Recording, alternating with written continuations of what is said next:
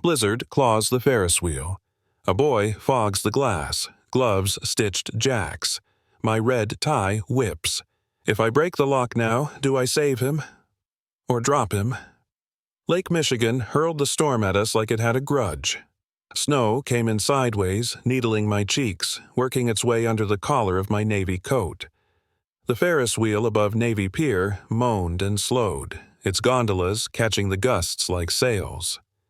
I had my gloves off so I could feel the toggles on the control console. My red tie whipped and cracked against my shirt front. We weren't here to run rides. We were here to make sure no one got hurt. "Wind's building," I said into my radio, watching the anemometer tick into the red. "Lockout threshold at 60, but we're already reading sustained 50. Get ready." "Copy, Jax," Mia said from the maintenance bay. "Hydraulics are good." Heaters were stable at last check. I glanced at the glass-fronted kiosk where the ride operator hunched over his panel. He wore the same look every operator gets when the sky decides to chew through their day. The faith that the system will do what it's designed to do, and the fear that today it might not. At the edge of my vision, Lakeshore Drive disappeared into a blind lane of white. The pier boards under my shoes were a frozen drum. The gust hit like a shove. Numbers spiked. The wheel's logic did what it was built to do, what my team and I had designed into 100 outdoor rides, and the windlock engaged with a teeth-on-metal sound that cut straight through the storm. The wheel shuddered to a stop. Gondolas swung a fraction and then steadied, hanging in the air. "Hold positions," I said, already clocking the sequence: lock sensors, brake pressures, axle temperature. The display embedded in the pier rail gave me a schematic. 36 cabins, heaters live, door seals read as closed. 17 just through a heater fault, Mia said. I looked up. 17 sat high in the northeast quadrant, the side that took the full weight of the lake wind. A wedge of cabin light glowed through the snow for a moment, then dimmed. "Confirm heater fault," I said, feeling a cold that had nothing to do with weather. "Any occupants flagged?" The operator's voice cut in, tinny with fear. "Cabin 17. 2 riders, 1 adult, 1 child. They hit the help button. "Patch me in," I said. The wind seemed to pause, as if listening. Then, over the intercom bleed, a small sound arrived. It was one word, broken in half by a breath. "Help!" The operator's eyes met mine through the kiosk glass. He was 20, maybe, with Chicago stitched on his knit cap. You don't forget the first time a child's voice comes through your system. He clicked the toggle, pushed the line live. "This is Skylark Rides," I said. Fingers curled around the microphone, voice pitched calm. "You're safe right now. We're seeing a heater alert on your cabin. I'm Jackson. Call me Jax. Can you hear me?" Silence. The wind filled the space, a steady howl, the 10th story of every downtown building singing at once. "Buddy," I tried again, "can you hold the button down for me and tell me if your mom is okay?" Nothing. Then a marshy cough, like the sound cold makes when it gets into small lungs. The operator glanced at me, shaking his head. The intercom was one way. We had no talkback from the cabin. They could hear, but we couldn't. "Thermocam," I said. Mia was already moving. "On it." A tech from the pier security team hustled up with a DSLR and a telephoto lens, snow spitting off the hood of his jacket. "I can get you eyes," he said. "Do it," I said, and looked up again. I've stood under this wheel 100 times. I've crawled its catwalks, run simulations with my engineers, argued about heater redundancy in meetings where coffee went cold and the sun went down. I built a company on the promise that machines, properly tended, can be less foolish than people in a storm. The wind said, "We'll see about that." The security tech braced against a column and found cabin 17 in the viewfinder. He squinted, thumbed the focus wheel, and handed me the camera. The image steadied. A boy, 6, maybe 7, in a puffer coat zipped up to his nose. He pressed both palms to the glass, breathing hard, fog blooming around his face and vanishing in quick, shallow bursts. Behind him, the slumped shape of an adult woman hunched on the bench, head tipped against the window. The boy's hair was damp at the temples. His lips had the beginnings of that winter blue I've seen in triage tents after ice festivals go wrong. "Hold on," I murmured, as if sound could travel up a wire and wrap around him like a blanket. "I'm here." The boy raised one hand and smudged a circle in the fog, like he was trying to make a porthole to the world. The glove on his hand was blue knit, wool pilled smooth by use. 4 red letters were stitched across the back of it, the thread pulling a little where the X crossed itself, because the person who did it looped their X's with more love than practice. Jax. I forgot how to breathe for a second. Not because those letters matched the thing people shout at me across a factory floor, not because the red against that blue was a color combination I've always liked, but because of the way the stitches leaned. The tiny asymmetry in the J, left side a hair taller, something I had watched once, sitting on the floor while a woman laughed and pulled the thread through again to show me how small things matter. I could hear her voice as if it was the snow itself speaking. "I'll stitch your name on our baby's first gloves, city boy, so he doesn't drop you when you get cold." Lena had said it with a grin, and then she'd kissed me and I made some dumb joke about not needing help holding on. I left 2 weeks later for a contract in Denver I said would be a month, and it turned into 3, and after that there were board meetings and test failures and a fire on a Florida pier that grew me up faster than grief usually does. There were messages we didn't return. There was a fight in a coffee shop with a window that looked out on a different lake. There were the softer endings people call moving on. The camera shook in my hands. The boy pressed his fingers harder to the glass. The red letters slid across the lens as he moved, and I knew. "Jax?" Mia said. "You with me?" "Yeah," I said. My voice had that tightness it gets when I'm both wrong and late. "17's heater." "Modules from the deferred replacement batch," she said. "Last winter, budget flagged them as low priority because failure rate was 0.8%. The cold spray out there just jumped that to 100. My mouth tasted like metal. I could picture the spreadsheet, the column where I had written "not this quarter," and the row where someone had highlighted numbers in green to make them feel like wins. The wind carried the smell of the lake like a wet blade. "Hydraulics?" I asked. "Solid. Axle brake reading normal. But the wind locks clamped hard. We'd have to override thresholds to move anything." A siren wound up faintly somewhere beyond the white wall of the shoreline. I watched a strobe blink once and vanish. The pier access road had a gloss on it. The kind of ice you only get on a day so cold you forget the word slush existed. The firefighters would make it here eventually, but eventually didn't pay the body's bills.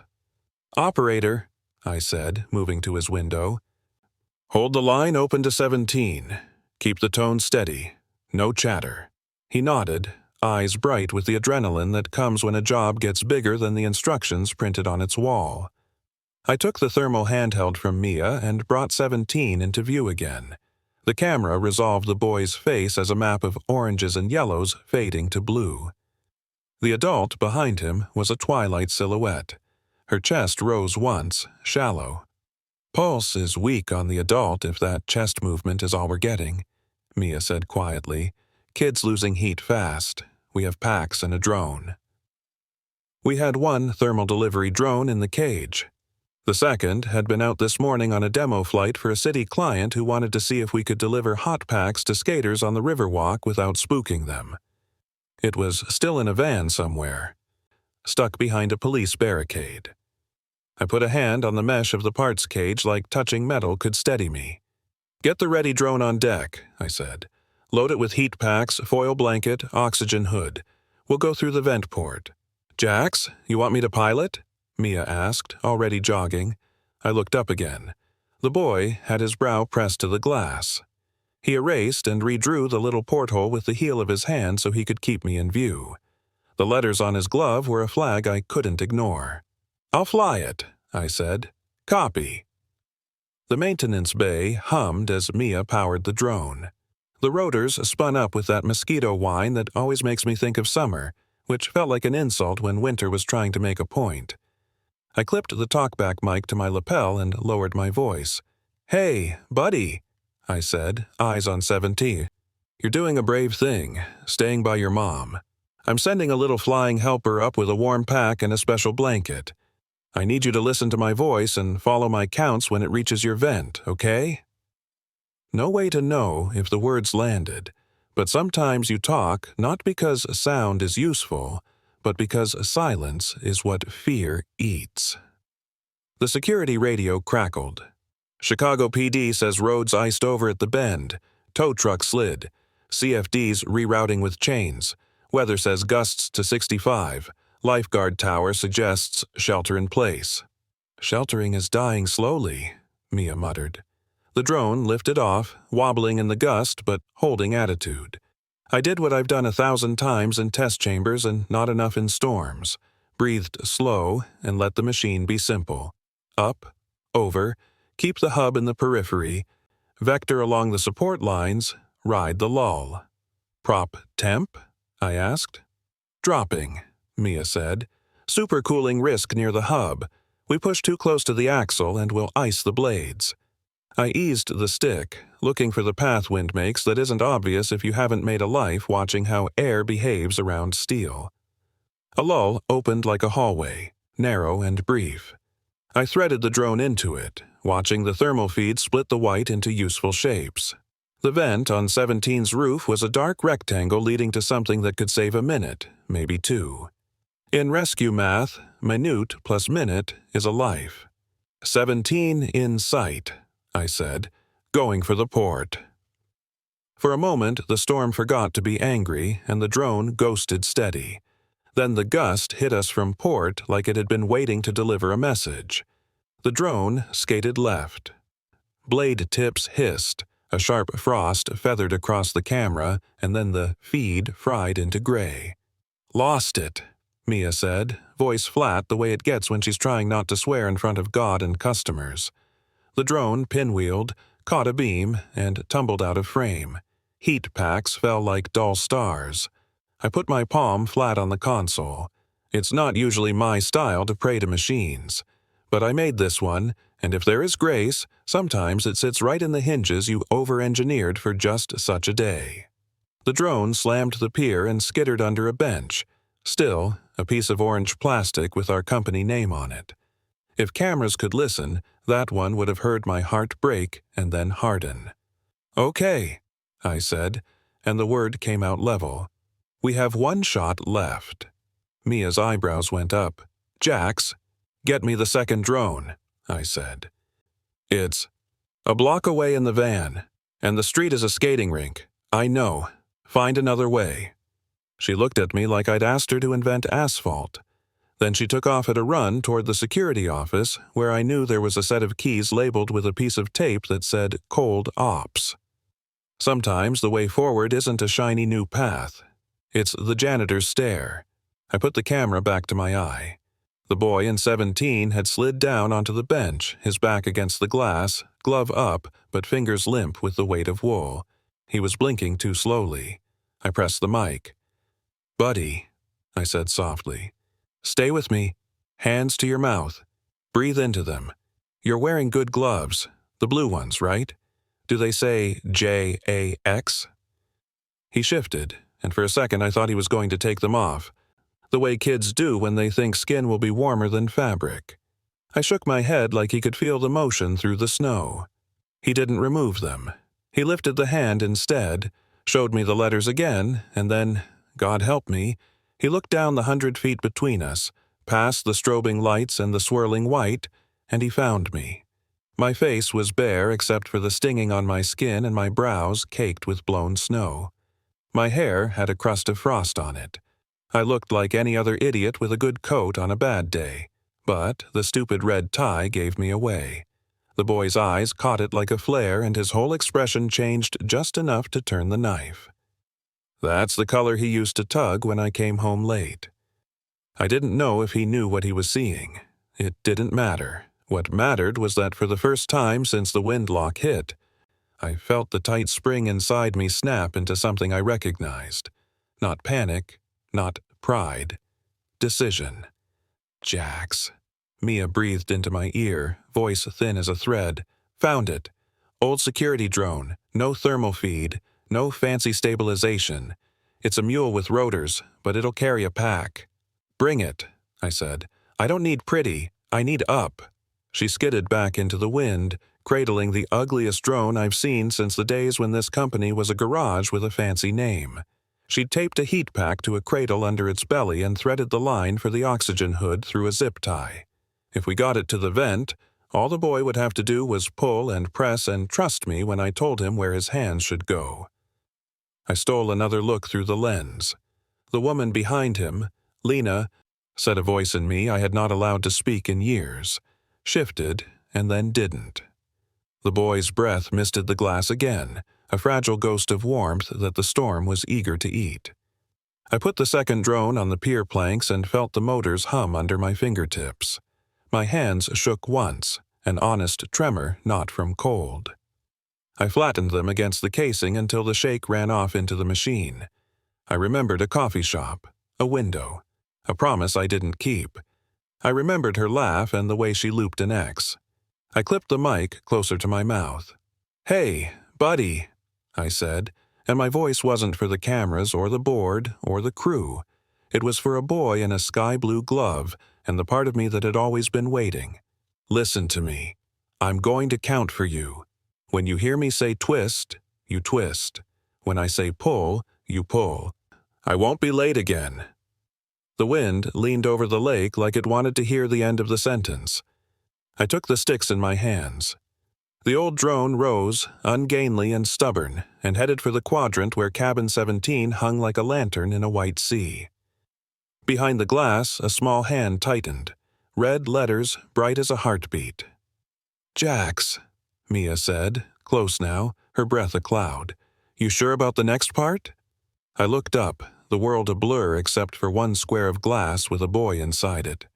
"I'm sure," I said, and slid my finger toward the override key that would sooner or later ask me to choose between fear and the thin edge of courage we call our job. The second drone rose crooked, like a stubborn old gull riding bad air. It didn't have the sleek stabilizers of our newer models.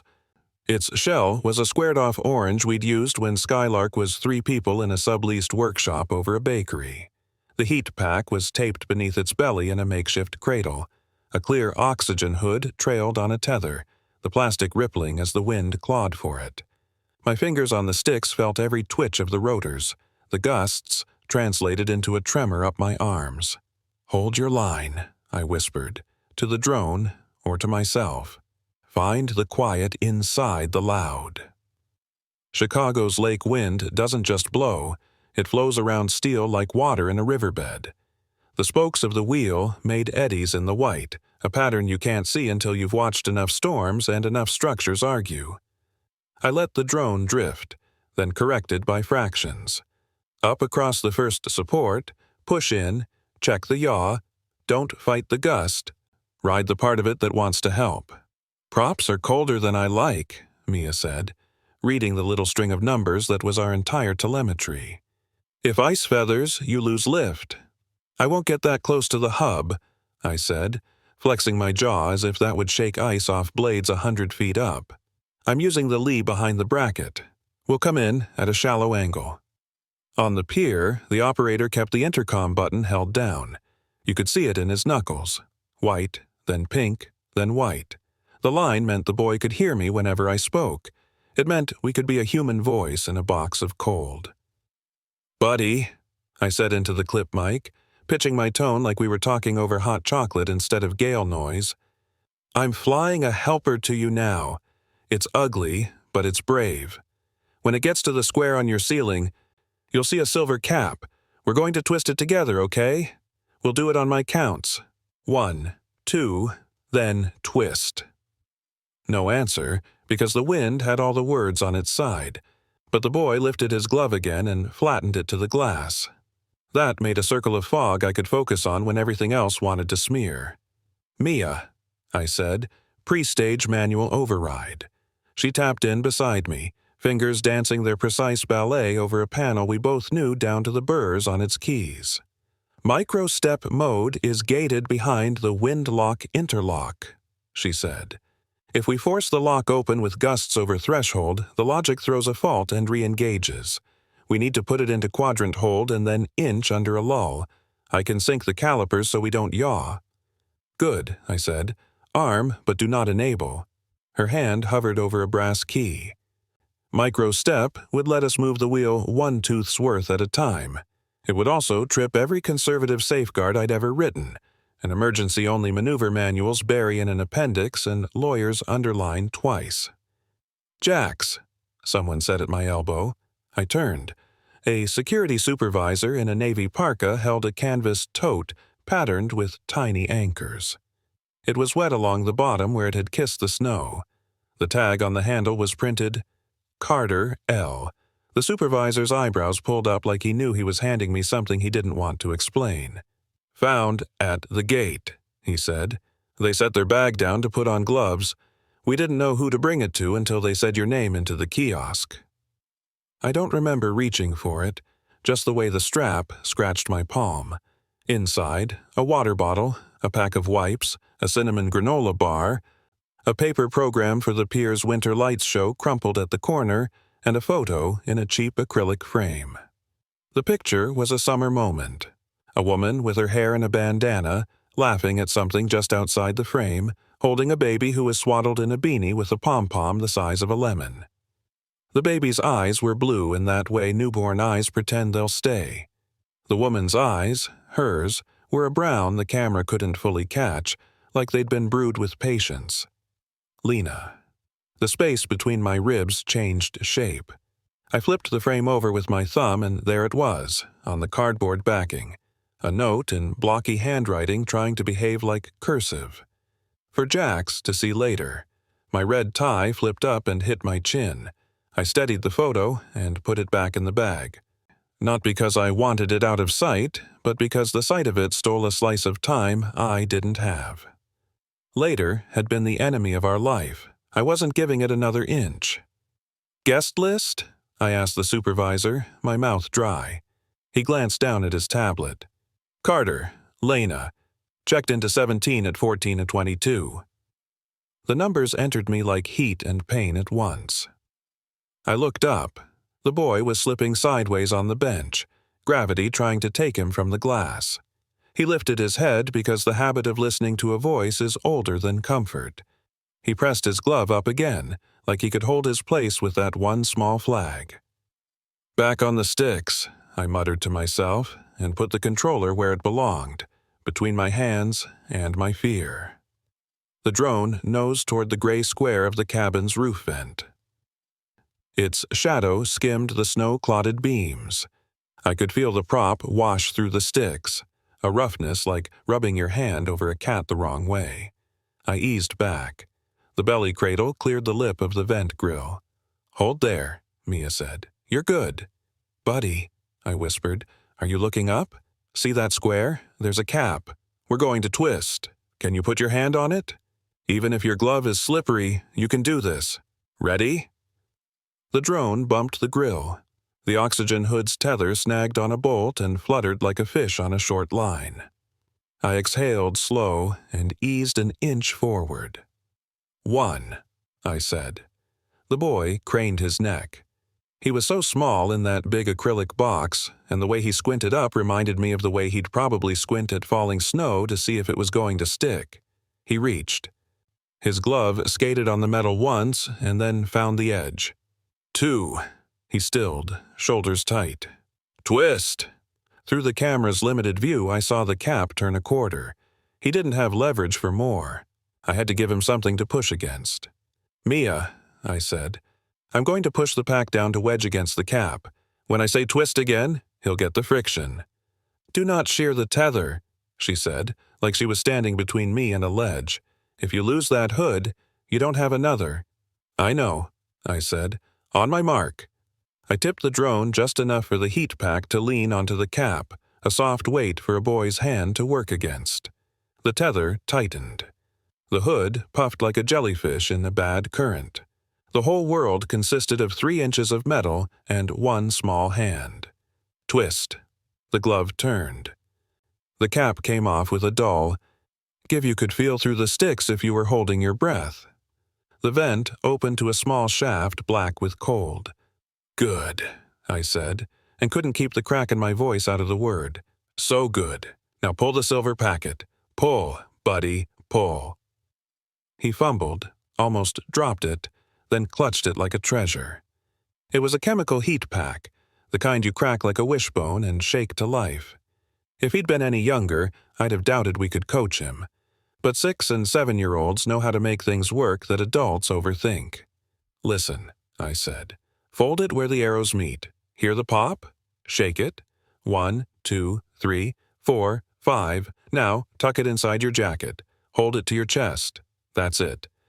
That's it." The boy pressed the pack to his sternum and collapsed around it with the relief of someone who's been cold long enough to forget other sensations. The oxygen hood bobbed at the edge of the vent like a possibility. "Now, the hood," I said softly. "Put it over your nose and mouth. It's just air. It will feel weird for a second, and then better. You can do weird and better. Ready? Pull, over your face. Seal down the edges. Good, good. Hold tight." He wrestled the plastic with the stubborn clumsiness of gloves on tasks that want fingers. He got it on. He looked absurd for a moment, like a tiny astronaut in a bad dream, and then the condensation inside the hood made a soft cloud with every breath. It was steadier than before. Not perfect, but a little more rhythm and a little less frantic. "Breaths are smoothing," Mia murmured, watching the fog pattern, eyes wet and cold and not caring which was which. "He's buying time." Time is a currency storms try to forge. We had some cash in the drawer, but rent was due. "Arm microstep," I said. Mia turned the brass key. The panel beeped a low 2 tone, like it was asking if we were serious. On the screen, the wheel schematic broke into quadrants and the brake icons blinked from green to amber. "Ready." "The moment we pop the windlock," she said, "we'll have 5 seconds to grab the brake and hold. If the gust hits, we ride it. If not, we inch. If we get sway, I'll counter in the opposite quadrant. You'll watch 17 for swing." "Do it on my count," I said. "We'll use the lull. Your lull better be generous." "It never is," I said, and rolled my shoulders back. 3, 2, wait, the security supervisor said, one gloved hand lifted, his eyes on the lake. There. The wind, which had been a rope, slackened into a ribbon. The snow still went sideways, but with the lazy falling of paper scraps rather than the intent of nails. 1, I said. Mia turned the key to enable and thumbed the release. The windlock thunked. The wheel moved, no more than the breath of a sleeping animal, one tooth of a gear scraping forward. The whole pier heard it. People who hadn't realized they were holding their breath did, all at once. "Hold," I said. She grabbed the quadrant brake. The gondolas trembled.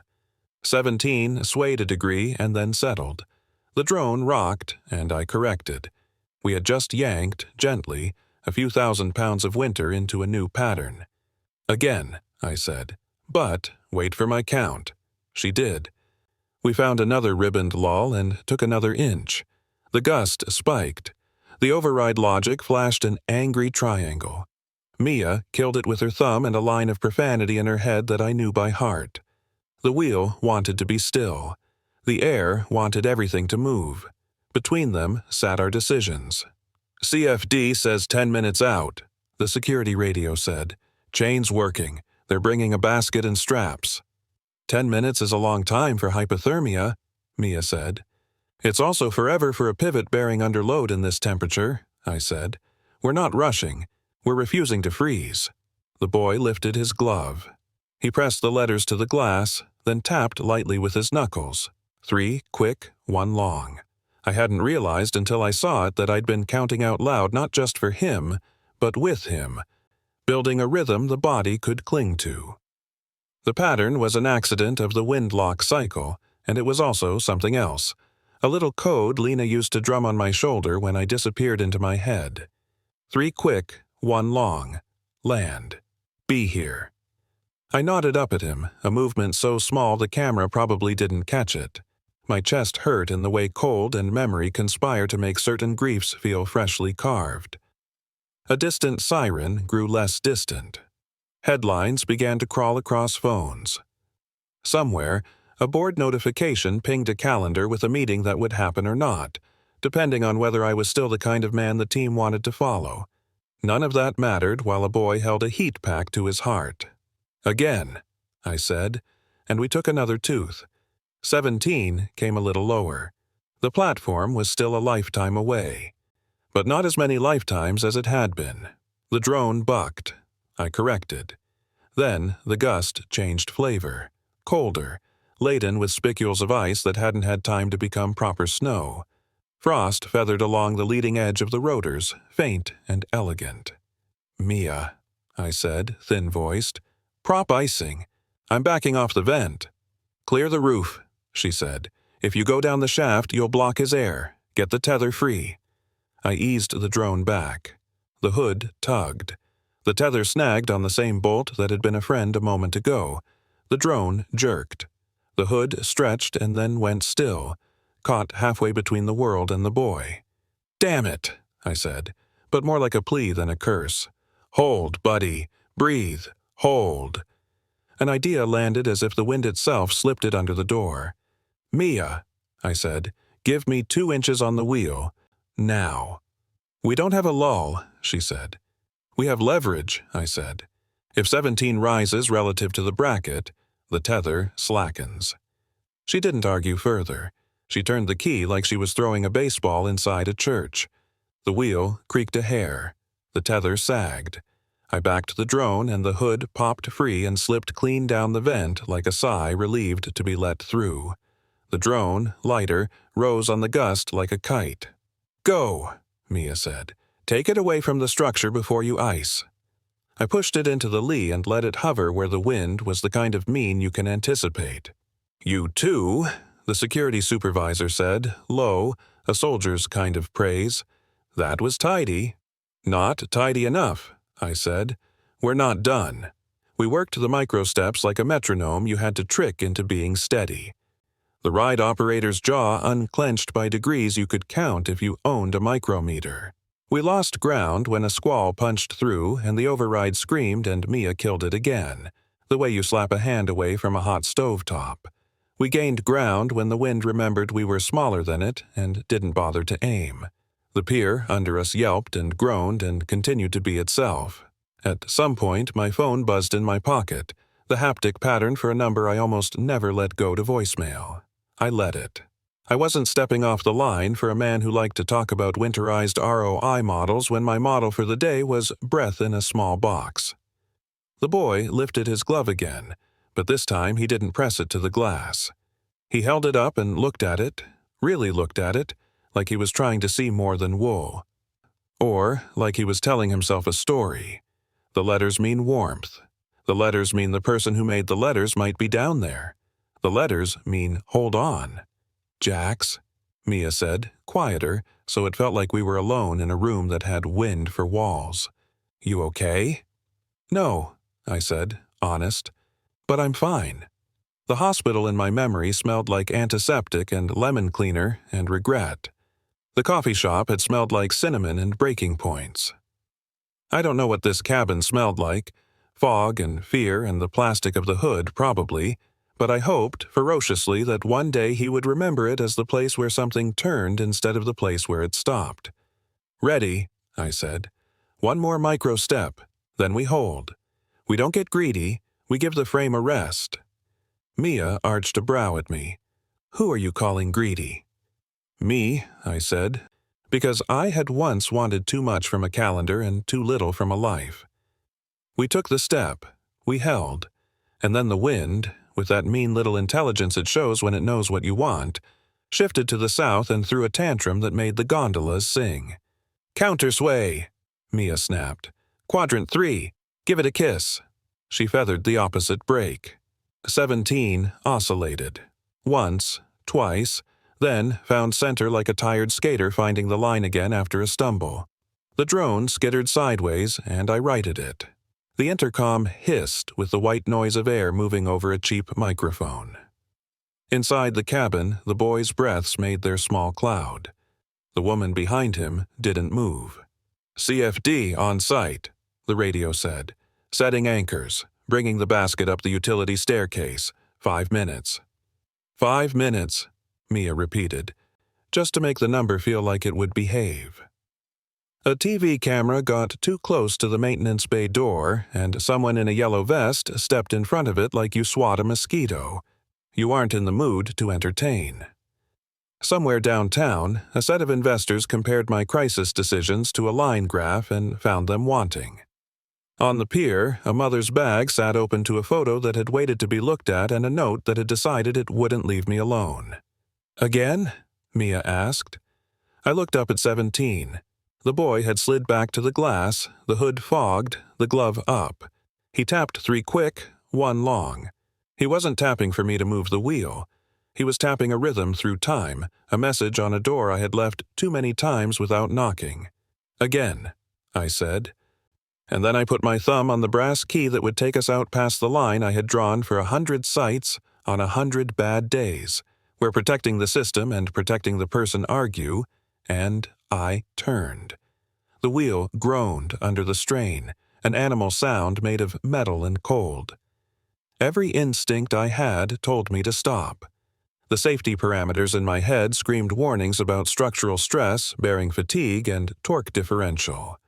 But when you've spent your life making sure everything bends before it breaks, you also learn there's a moment when the rulebook must yield to heartbeat math. The Ferris wheel edged forward, slow enough to feel time fracture around it. I gripped the console until my knuckles whitened. The snow was no longer falling. It was floating, the wind having exhausted itself into a kind of suspended drift. Every flake seemed to hang, undecided about gravity. Cabin 17 crept down another few feet, the motion almost invisible, except to the boy. He looked up, then out, then back down through the glass floor, realizing he was lower than before. His eyes widened behind the oxygen hood, breath misting the plastic like a small weather system of hope. "That's it," Mia said, voice taut but steady. "We're under threshold. The bearings held." "Lock it," I said. She did. The whole wheel sighed. Then the next gust hit, a hard, sideways shove from the lake, laced with ice grains that struck like sand. The entire wheel lurched. "Hold brakes," I barked. "On it!" The gondolas swung, slow but menacing, pendulums caught between gravity and chaos. The drone wobbled mid-air, caught in the eddy near the hub. I yanked the controls back, feathering power, fighting the crosswind. The tether to the oxygen hood stretched taut again. "Jax, she's pulling hard to starboard." "I see it." If the drone smashed into the beam, the propellers would shred and send shrapnel into the cabin's roof.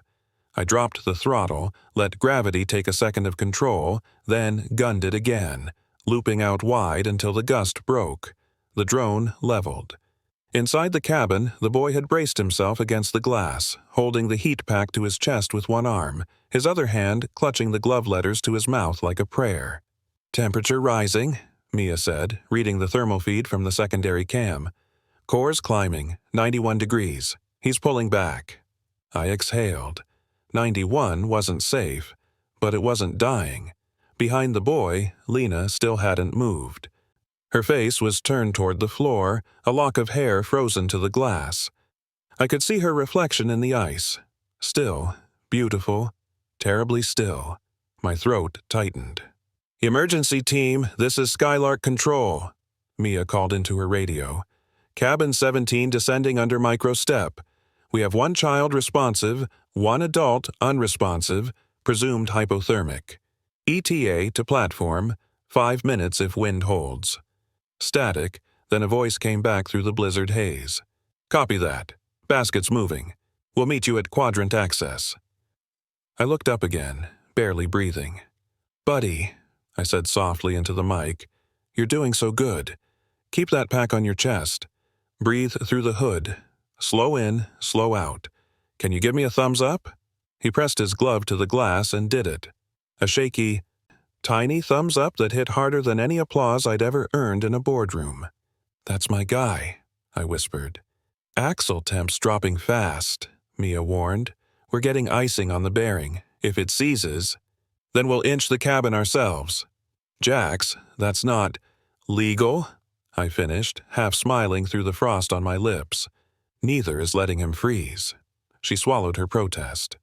"On your mark." The operator stared at me like I was about to push a button that would determine everything. He wasn't wrong. I watched the wind for a sign, the direction the flags pulled, the rhythm of the snow against the glass, the half-second pauses between howls. Then I found it. "Now," I said. She engaged the step. The wheel rotated another fraction. The cabin trembled, but didn't sway. I took it as a yes. We repeated it again, and again.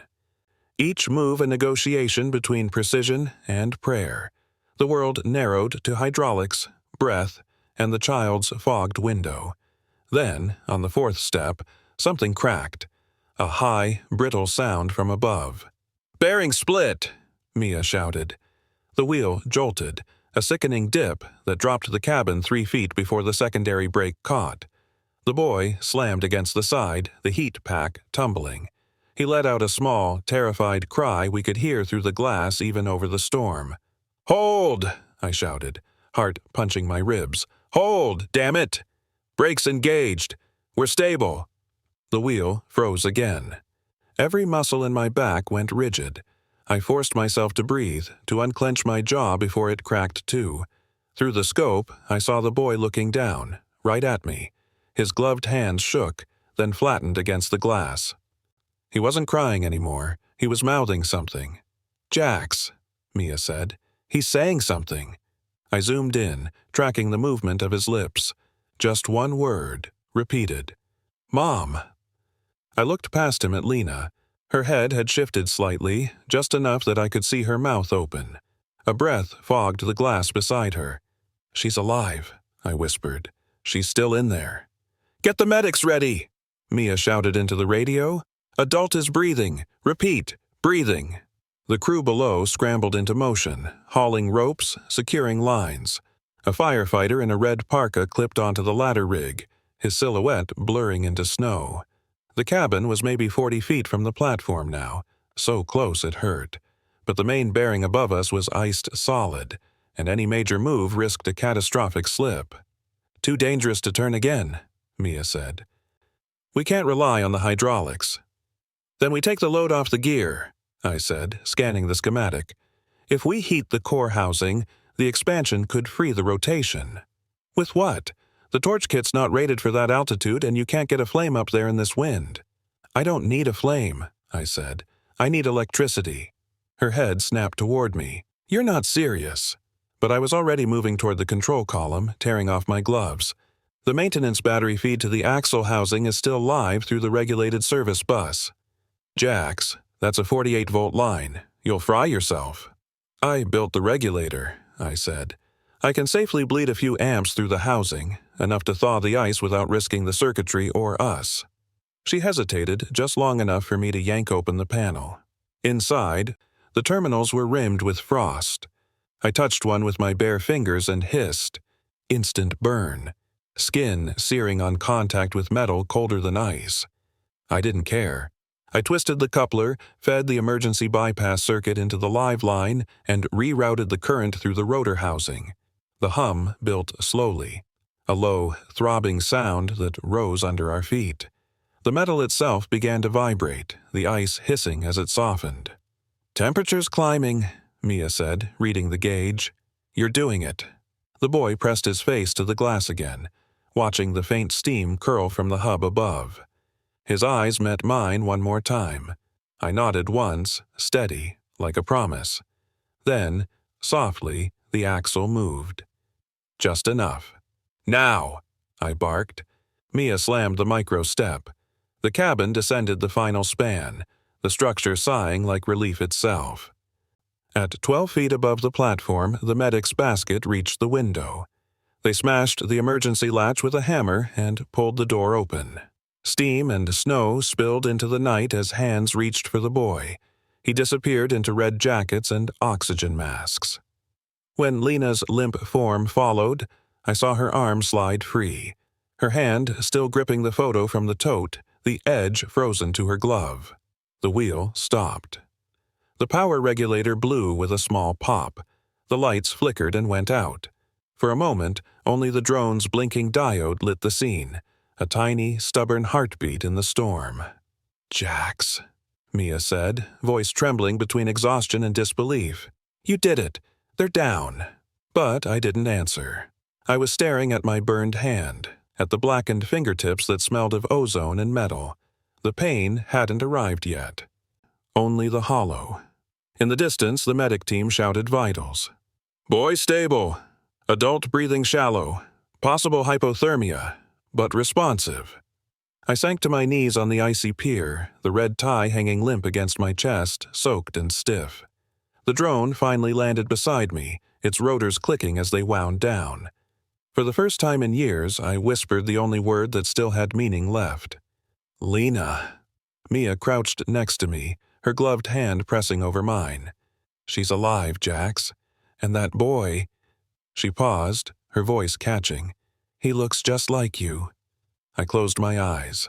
The sound of the sirens faded into the snow, replaced by something quieter, something I hadn't heard since the night I walked away from a woman who promised to stitch my name onto her child's gloves. The sound of forgiveness waiting to be earned. The paramedics worked fast, their motions precise even in the blizzard. Through the whirl of white and flashing red lights, I could see them lifting Lena and the boy onto stretchers, wrapping them in foil blankets that caught the glow like torn pieces of sunrise. The child's oxygen hood fogged and cleared, fogged and cleared. He was breathing. He was alive. I started toward them but stopped halfway down the pier. The adrenaline that had been keeping me upright began to drain, leaving me trembling and hollow. My burned hand throbbed with the deep ache that comes when nerves remember themselves. Mia's voice buzzed in my radio, but I couldn't make out the words. Just static, and then the rising wail of the ambulance doors sealing shut. The wind finally began to ease. Snow fell straight instead of sideways, softer now, as if the storm had done what it came to do and was ready to leave. I stood alone under the silent Ferris wheel, the boy's blue glove still etched in my mind like a brand. "Jax." Mia was beside me, her hair stiff with frost, her goggles dusted white. "They're loading her now. The kid's stable. He's—" She hesitated. "He asked for you." My breath hitched. "He said that?" She nodded. "He said, 'The man with the red tie.'" The words punched through me with the same force as that first wind gust that had stopped the wheel. I looked down at the tie, crusted with ice, the color dulled by snow, but still undeniably red. "I'll follow to Mercy General," I said. "You take over here. Get the system shut down, file the fault log, coordinate with CFD, and Mia," I turned toward her, "start drafting the recall notice. Every heater module from the deferred batch. No waiting on approvals this time." Her eyes softened. "Understood, boss." "Not boss tonight," I said quietly. "Just Jax." She nodded once, then watched as I walked toward the flashing lights. The ambulance bay at Mercy General was a blur of motion. Nurses, EMTs, reporters pressed back by security tape, the smell of antiseptic mixed with melted snow. The storm had trapped half the city, and yet here, under the harsh fluorescence, time felt concentrated, urgent, and still. I pushed through the doors, hand bandaged, coat soaked through. A nurse stopped me. "Sir, family only beyond this point." I hesitated. Family.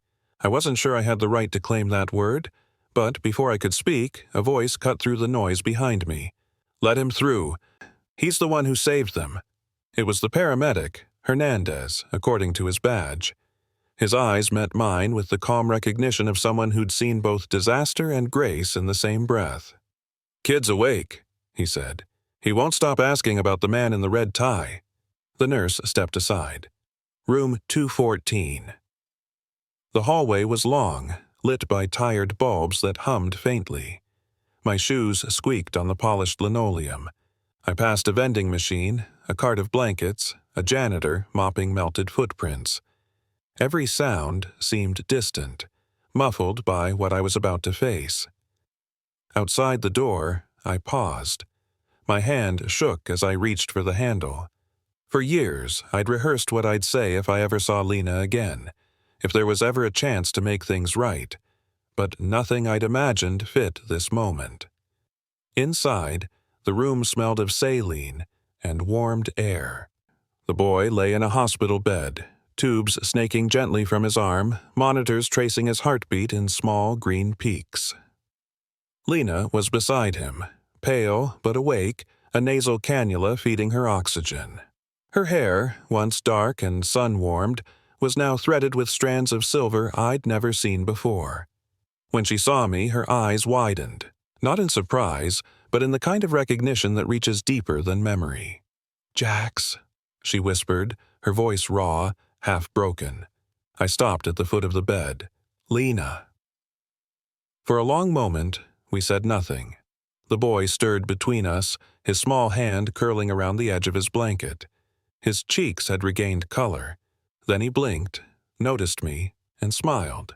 Slow, cautious, uncertain. "You're the man from the wheel," he said softly. I nodded. "That's right." He studied me though. Eyes the same piercing blue that greeted me in the mirror every morning.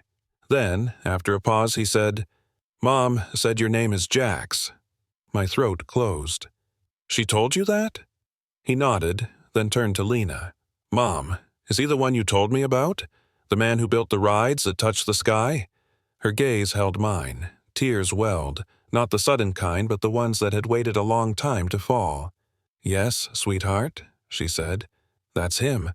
The boy's smile widened faintly. "I like the sky." I swallowed hard. "Yeah," I managed. "Me too." He looked down at his gloves, still damp but intact. "I wore these so you'd find us." Lena's lip trembled.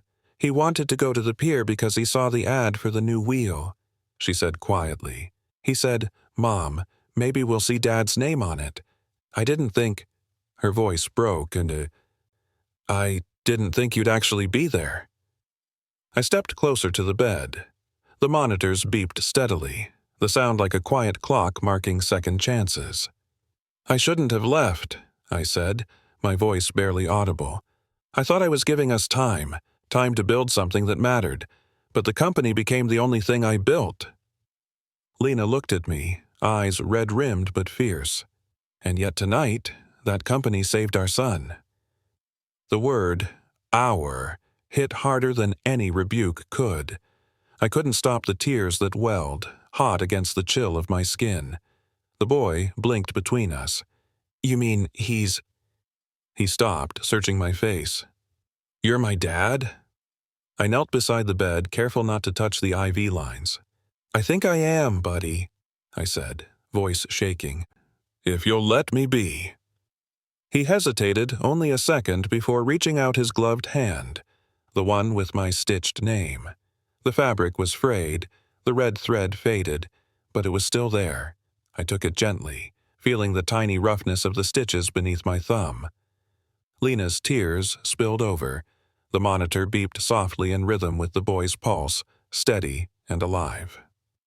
"I kept those gloves," she whispered, "even when everything else was gone. I thought one day he might find you." I looked up at her.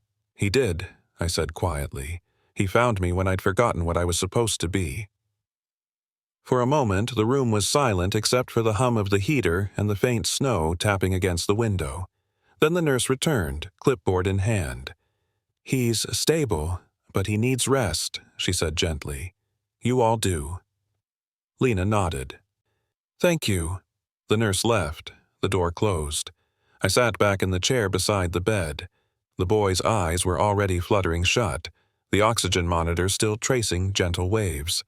He murmured something, a half-dreamed sentence I barely caught. "Don't be late again, okay?" The words hit like a verdict and a vow all at once. "I won't," I whispered. His fingers tightened briefly around mine, then loosened as sleep took him. Lena leaned back against the pillows, exhaustion softening her voice. "He's right, you know." I managed a small, rueful smile. He's got your stubbornness." She laughed once, quiet and cracked but real. "You're shaking." I looked down at my burned hand. Guess I left a piece of myself on that wheel. She reached out, her fingers brushing the bandage lightly. "Maybe that's where you finally stopped running it." The window beyond her bed framed the storm as it dwindled into gentle snowfall.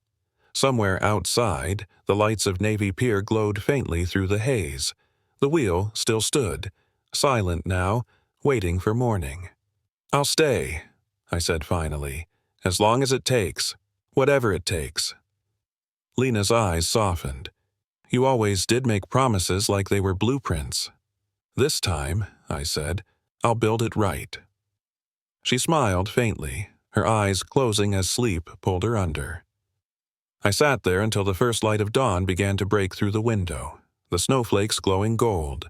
The red thread on the boy's glove caught the light, bright against the white sheets. I traced the letters with my eyes, Jack's, and for the first time in years, the name felt like something more than a signature. It felt like home. Morning came slow over Lake Michigan, filtering through the hospital blinds in strips of pale gold. The storm had finally broken. From the window, the skyline of Chicago looked washed clean, glass towers gleaming, harbor ice drifting like scattered mirrors. In the distance, the Navy Pier Ferris wheel stood motionless, its silhouette a dark halo against the light. I sat in the corner chair, same clothes from last night, my hand wrapped in fresh gauze. The room smelled of coffee from a vending machine down the hall and the faint sweetness of warmed blankets. Lena still slept, her breathing steady now. The boy, our boy, was propped against a pillow, cheeks flushed with color, a hospital bear tucked beside him. He turned when he heard me shift. "You stayed." I smiled. The kind that starts small because it has to climb past guilt first. "I told you I wouldn't be late again." He studied me, the direct way kids do when they haven't yet learned how to hide wonder. "Mom said you build rides. You make the ones that go up into the clouds." "Something like that," I said. "But maybe I forgot how to come back down." He looked at the glove still on his left hand, the one with my name stitched in red. "Mom made these," he said quietly. "She said they were lucky. She said you used to wear a tie the same color so you wouldn't forget home." I swallowed hard. "Did she?" He nodded. "You wore it last night."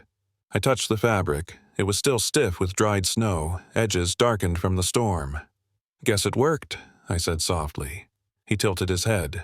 "Are you famous?" I laughed once, tired but genuine. "Not in the way that matters." He thought about that, then grinned. "I think you're famous now. Everyone on TV said you saved people." Mia must have given a statement. Of course the story was out. The words, "CEO saves family trapped in Ferris wheel" would already be running across morning news tickers. Investors would be calling emergency board meetings. The lawyers would be drafting disclaimers about unauthorized overrides. But for the first time in years, none of it felt urgent. "Hey, buddy," I said. "Can I ask your name?" He blinked, surprised I didn't know. "It's Eli." The sound of it nearly undid me. Simple, strong, with that same soft L that lived in Lena. "Eli," I repeated. "That's a good name." He smiled, sleepy but proud. "Mom said it means lifted up." I nodded, throat tightening. "Yeah, I think it does." A soft knock on the door pulled me back. Mia stepped inside, her hair down, eyes rimmed red from exhaustion. She carried a paper cup of coffee and the familiar black tablet we used for field diagnostics. "You look like you've been hit by a truck," she said. "Feels accurate." She handed me the coffee. "Press and cameras outside. Hospital security's holding them off, but it won't last. Corporate comms wants to know if you're making a statement." "I'm not," I said. "Not yet. They're already spinning it. Skylark CEO defies death to save mother and child. The board's divided. Half of them calling it heroic, half calling it reckless." I met her eyes. "They're both right."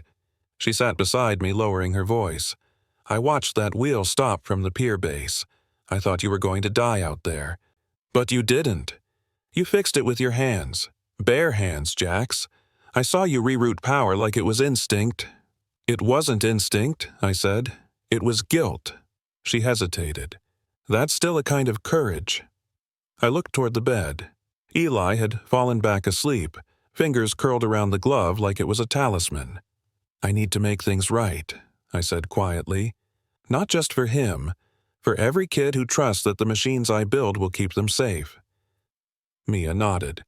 Then start with the recall. I already did. Full heater replacement, global bulletin to every amusement operator, and I want to set up something bigger, an initiative. Her brow furrowed. You're serious? Completely. The Lena and Sky Kids Safety Trust. The words surprised even me as they left my mouth, but once they existed, they fit. Mia exhaled.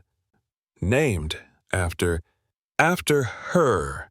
After all the families that think safety is a luxury until tragedy makes it personal. Her expression softened. You're changing the company. No, I said. I'm remembering why I started it. She squeezed my shoulder. Then let me help. I'll hold the press until you're ready. When she left, the room felt smaller, quieter. I turned back to Lena. She was awake now, watching me through half-lidded eyes. You always worked best when you were scared, she said faintly. I smiled. Still do, apparently. She studied my face, her gaze tracing years that time had carved. You haven't changed much. Neither have you, I said, though we both knew that wasn't true. Her hand drifted toward Eli's. He's brave like you. I shook my head. No, he's brave like you were that night I left. The silence that followed wasn't cold. It was the kind that has waited too long to be broken. I thought about calling, she said at last, but every time I saw your name in the news, another expansion, another award, I thought, maybe he's already got everything he wanted. I didn't, I said simply. Not without you. Her eyes glistened. You saved our son. I shook my head. He saved me first. She let out a breath that might have been half a laugh, half a sob. You still talk like an engineer trying to make poetry. Maybe I finally learned the difference, I said. This time, I want to build something that lasts longer than steel. Her fingers reached across the sheets. I took her hand carefully, the warmth of it fragile but real. The door cracked open again. A nurse peeked in. Sorry to interrupt, she said gently, but there's a crowd forming outside. They're calling it the miracle on the pier. They're asking for a statement. Lena looked at me. What will you say? I stood slowly, straightened my coat, and adjusted the red tie. The truth. Outside, the morning air bit sharp but clean. Reporters clustered behind barriers, microphones extended like reeds in the wind. Camera lights flared. I stepped up to the small podium hastily set up near the ambulance bay. Mia stood behind me, phone in hand, recording. The hospital sign glowed above the entrance. I took a breath. Last night, a piece of equipment bearing my company's name failed. It nearly cost 2 lives. I was there. I saw what it means when profit outweighs precaution. That ends today. The crowd hushed. Snowflakes drifted through the air, catching in the camera lights like falling stars. I won't stand behind excuses or PR language, I continued. The responsibility is mine, but so is the chance to fix it. Every Skylark system worldwide will receive immediate heater replacement at no cost. Every ride will include emergency thermal kits and training for extreme weather. And starting today, we're funding the Lena and Sky Kids Safety Trust, dedicated to protecting families who put their faith in us. A reporter shouted, Mr. Reed, are the mother and child okay? I smiled faintly. They're safe, I said, and they reminded me why this company exists, to lift people up, not leave them stranded. The cameras clicked. The murmurs rose, but I barely heard them. My gaze found the hospital window above, the one where Eli's small face now pressed against the glass, watching. His hand lifted, glove still on, red letters bright as morning fire. I lifted my burned hand in return. The bandages glowed white in the light. Somewhere behind the glass, he smiled. For the first time in years, I smiled back. The hospital lobby was crowded with people, reporters, staff, patients, volunteers, all speaking in low tones that buzzed like static around me. Even after the press conference, the air carried an electric hum.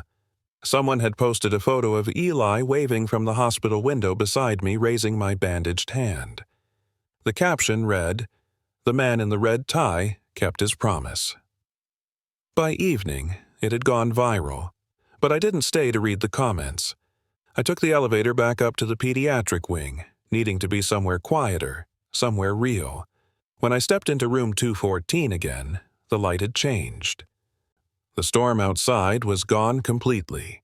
The world beyond the glass was washed silver by moonlight and the slow spin of the city's winter carnival lights. I could see the Ferris wheel in the distance, motionless still, frost glinting along its frame like a crown. Eli was awake, sitting cross-legged on the bed, a coloring book spread open on his lap. Lena sat beside him, propped up by pillows, color slowly returning to her cheeks. She looked tired, fragile, but alive. When she saw me, her lips curved into something halfway between a smile and a question. "You handled the press?" I chuckled. "More or less. I told them the truth." "That must have shocked them." "Probably." I hesitated, then nodded toward the window. "They'll repair the wheel tomorrow.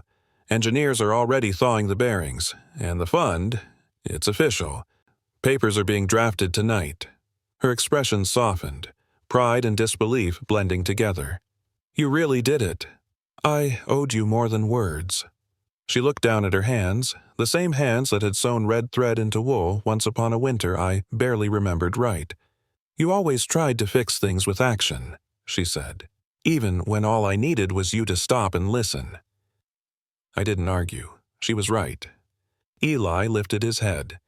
"Mom says you used to sing to her," he said matter-of-factly, as if this were something I should still do. Lena laughed under her breath. "I said you tried to sing." I grinned. "She's right again." The boy turned a page in his coloring book, a Ferris wheel sketched in bright marker lines. He had colored one of the cabins blue and drawn little stick figures inside. Over the top, in clumsy block letters, he'd written 17. "Can I see that?" I asked. He handed it to me. The paper was warm from his hands. "That's Mom and me in there," he said proudly. "And that's you at the bottom with the red tie. I made the tie extra big so people know it's you." Lena smiled softly. "He's been drawing ever since he woke up. I think he's processing it all." I studied the drawing longer than I meant to. For a child who'd nearly frozen to death 12 hours ago, his world still seemed filled with light. He'd turned fear into color. "You're a good artist, Eli." He shrugged, embarrassed by praise. "Mom says you build stuff. Maybe we can build a ride together one day." My chest tightened. "I'd like that." He yawned, fighting sleep. Lena brushed his hair back, murmured something about resting. Within minutes, his breathing slowed into the steady rhythm only children have after a long day of surviving the impossible. When he was asleep, I turned toward her. "He doesn't know everything yet." She nodded. "He doesn't have to. Not tonight." We sat there in the quiet. Machines hummed softly, the heater clicking every few seconds. The city outside flickered in reflections across the glass. Finally, she spoke. "You know, when I found out I was pregnant, I wanted to call you. But the night I tried, I saw your company on the news. You'd just signed a partnership deal in Tokyo. You looked happy, busy, like you'd built the life you wanted." "I built a life," I said. "Not the one I wanted." Her eyes found mine. "You could have still called." "I was afraid," I admitted. "Afraid of failing again. Afraid I'd look at what we had and realize I'd broken something I couldn't fix." Her expression softened. "You did break it, but that doesn't mean it can't be rebuilt." The words sat between us, fragile as glass. I looked down at my hand, the burns now fading under clean bandages. "Everything I touch lately feels like it comes apart." She reached over, placed her palm over mine. Then maybe stop trying to touch everything at once. I laughed quietly, still giving better advice than my board. She smiled, tired but real. Still ignoring it like you used to? For the first time in years, we both laughed. Small, shaky, healing laughter that felt like it cleared frost from something inside. Later that night, after Lena drifted back to sleep, I sat by the window. The world outside was quiet. Snow blanketed Navy Pier, untouched again. The Ferris wheel loomed in the distance, waiting. I took my phone out and opened my Notes app. At the top of a new file, I typed, Ice Fail Protocol, Draft. Below it, I wrote line after line, every safeguard we should have had in place from the start. Automated heat sensors, drone redundancies, override training, emergency supply modules. But then I added something else, something not about machinery. Section 4. Human Response. Compassion Override. When a decision weighs between protocol and person, choose the person. Every time. I sat back, reading it, and realized it wasn't just a technical clause. It was the rule I'd broken years ago when I left Lena behind. A small sound behind me interrupted my thoughts.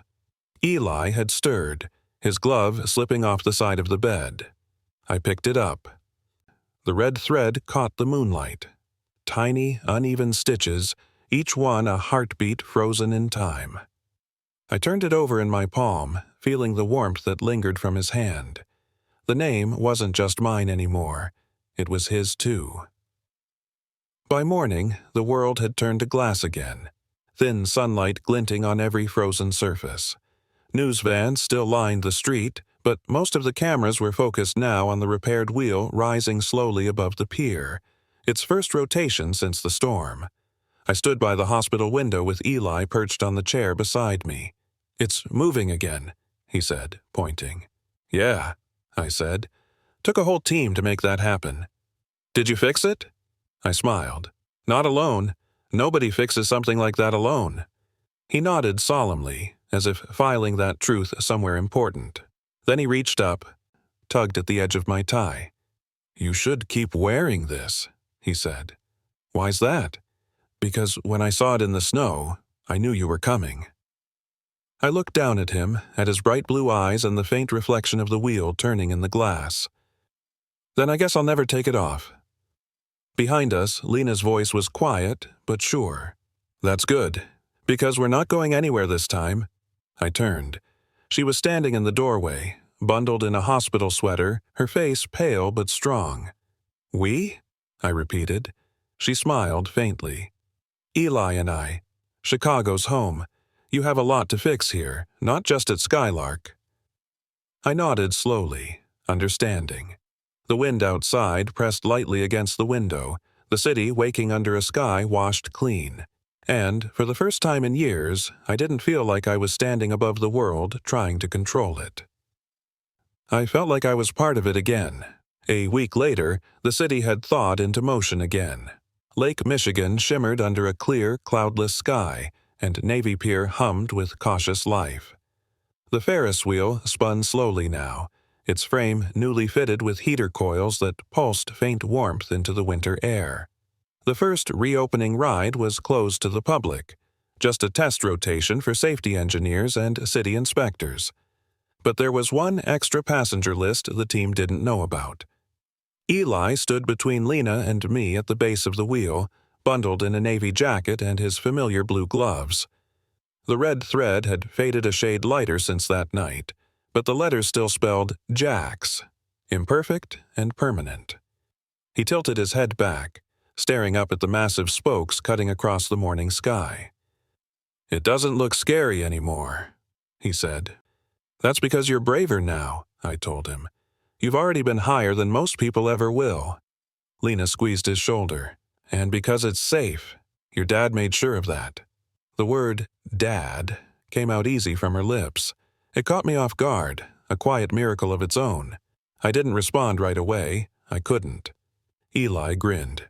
"Then let's go see the view." The ride operator, an older man with windburned cheeks, opened the gate and smiled. "Cabin 17's open if you want it." Lena and I exchanged a look. 17, I said quietly. The man nodded. "We fixed it first." Eli tugged my sleeve. "That's ours." For a second, I felt my chest tighten, memory flashing through ice and sirens, a child's trembling voice in the dark. Then I exhaled. "Yeah," I said softly. "It is." We stepped inside. The door latched shut with a solid click. Clean, precise, no hesitation. As the wheel began to move, the ground slipped away beneath us, the city unfolding in slow arcs of steel and light.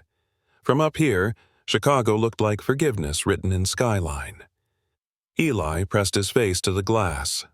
"I can see the hospital." Lena smiled. "And look, the lake's not frozen anymore." I followed her gaze. The surface of the water rippled with sunlight, scattered like 1,000 small promises. Eli turned suddenly. "Dad?" The word hit me like a heartbeat. "Yeah, buddy?" He pointed toward the horizon. "If you built that big ride, can you build something that helps people too?" I smiled. "That's the plan." "What's it called?" I hesitated. "The Iceveil Protocol. It's for everyone who works in storms, so nobody else has to." He nodded, thinking. "That's a good name. Sounds like a superhero thing." "Maybe it is," I said. Lena looked at me, eyes bright in the sunlight. "He's right. You turned a failure into something that might save lives." I leaned back, feeling the gentle sway of the cabin, the hum of the new heaters overhead. "I think failure's just a place where truth starts talking louder than excuses." She laughed softly. "Still, the same engineer, always turning feelings into equations." "And you," I said, "still translating them back into something human." The cabin crested at the top, pausing briefly. The entire city stretched out beneath us. Blue-gray lake, ivory skyline, red ribbons of traffic winding toward the horizon. Eli pressed his glove against the window, leaving a small print surrounded by clear sky. "Hey," he said, "can we come back every winter?" "Every year," I promised, "but next time we'll bring cocoa." Lena chuckled. "You and your sugar promises." "I'm learning incentives matter." Eli grinned. "That's what Mom says about bedtime." The wheel began to descend, and for a moment, sunlight caught the red thread on his glove. It glowed like an ember, the same shade as my tie. That evening, after they'd gone home, I stayed on the pier. Workers packed up, locking tool chests, their laughter echoing across the boardwalk. I stood by the railing, looking out toward the lake, my reflection faint against the glass of the safety booth.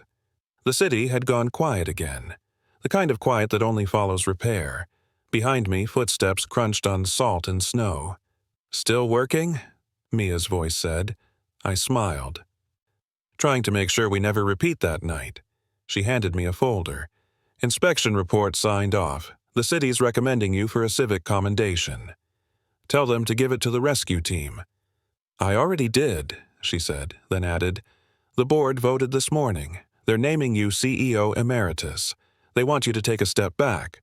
Less operations, more vision." I nodded slowly. "That's probably fair. You're really okay with that?" I looked toward the horizon, the faint outline of clouds glowing orange as the sun dipped. "Yeah. I think I've been climbing too long without remembering why I built the wheel in the first place." She folded her arms. "What's next, then?" "I'm going to start small," I said. "Work with schools, safety grants, training programs, maybe even teach." "Teach?" she teased. "You?" "Why not?" I smiled. "I finally have something worth teaching." She laughed softly, shaking her head. "You know, Jax, it's strange. For a man who used to calculate everything, it took one impossible storm for you to start living by feel."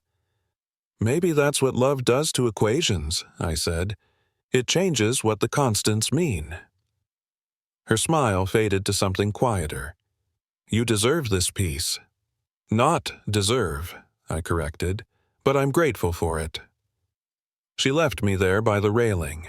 The wind rolled in gentle now, brushing across the pier like a memory softened by time. I reached into my coat pocket and pulled out Eli's old glove, the one he'd outgrown already, the stitches loose from years of wear. The red thread still caught the light just so. I closed my hand around it and whispered, "No more later." Behind me, the Ferris wheel turned, steady, slow, alive. That night, as I walked back toward the parking lot, I passed a small boy with his father near the ticket booth. The boy pointed up at the wheel, eyes wide. "Someday, I want to fly that high." The father laughed, scooping him up. "Maybe you will." And, for the first time in a long time, I didn't just believe it, I knew it. The world wasn't frozen anymore. A month passed before the city stopped talking about the miracle on the pier. By then, the Ferris wheel had turned through thousands of safe rotations.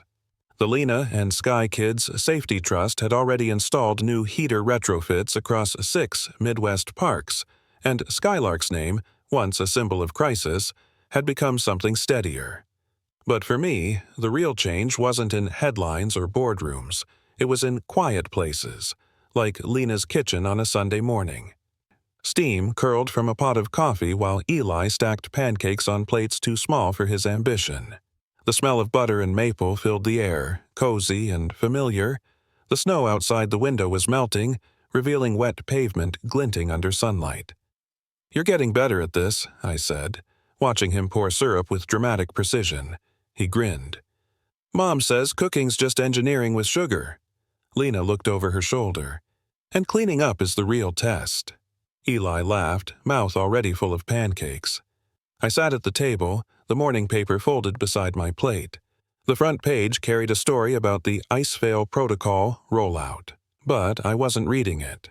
My eyes kept finding the red thread that lined Eli's glove, now framed on the windowsill beside a small photo of the three of us taken last weekend.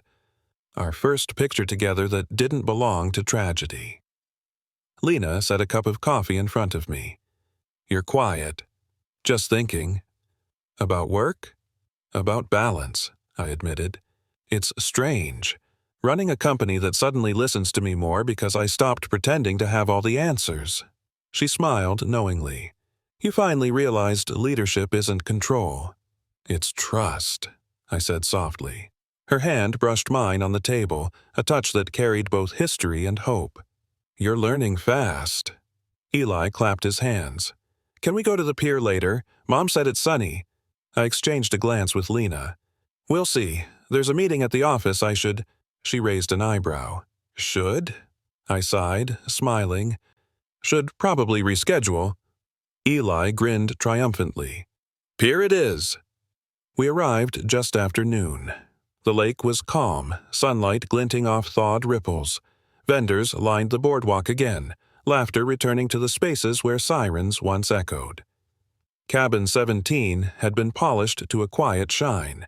The maintenance staff had left a small plaque inside, in honor of courage, compassion, and second chances. "Skylark Rides."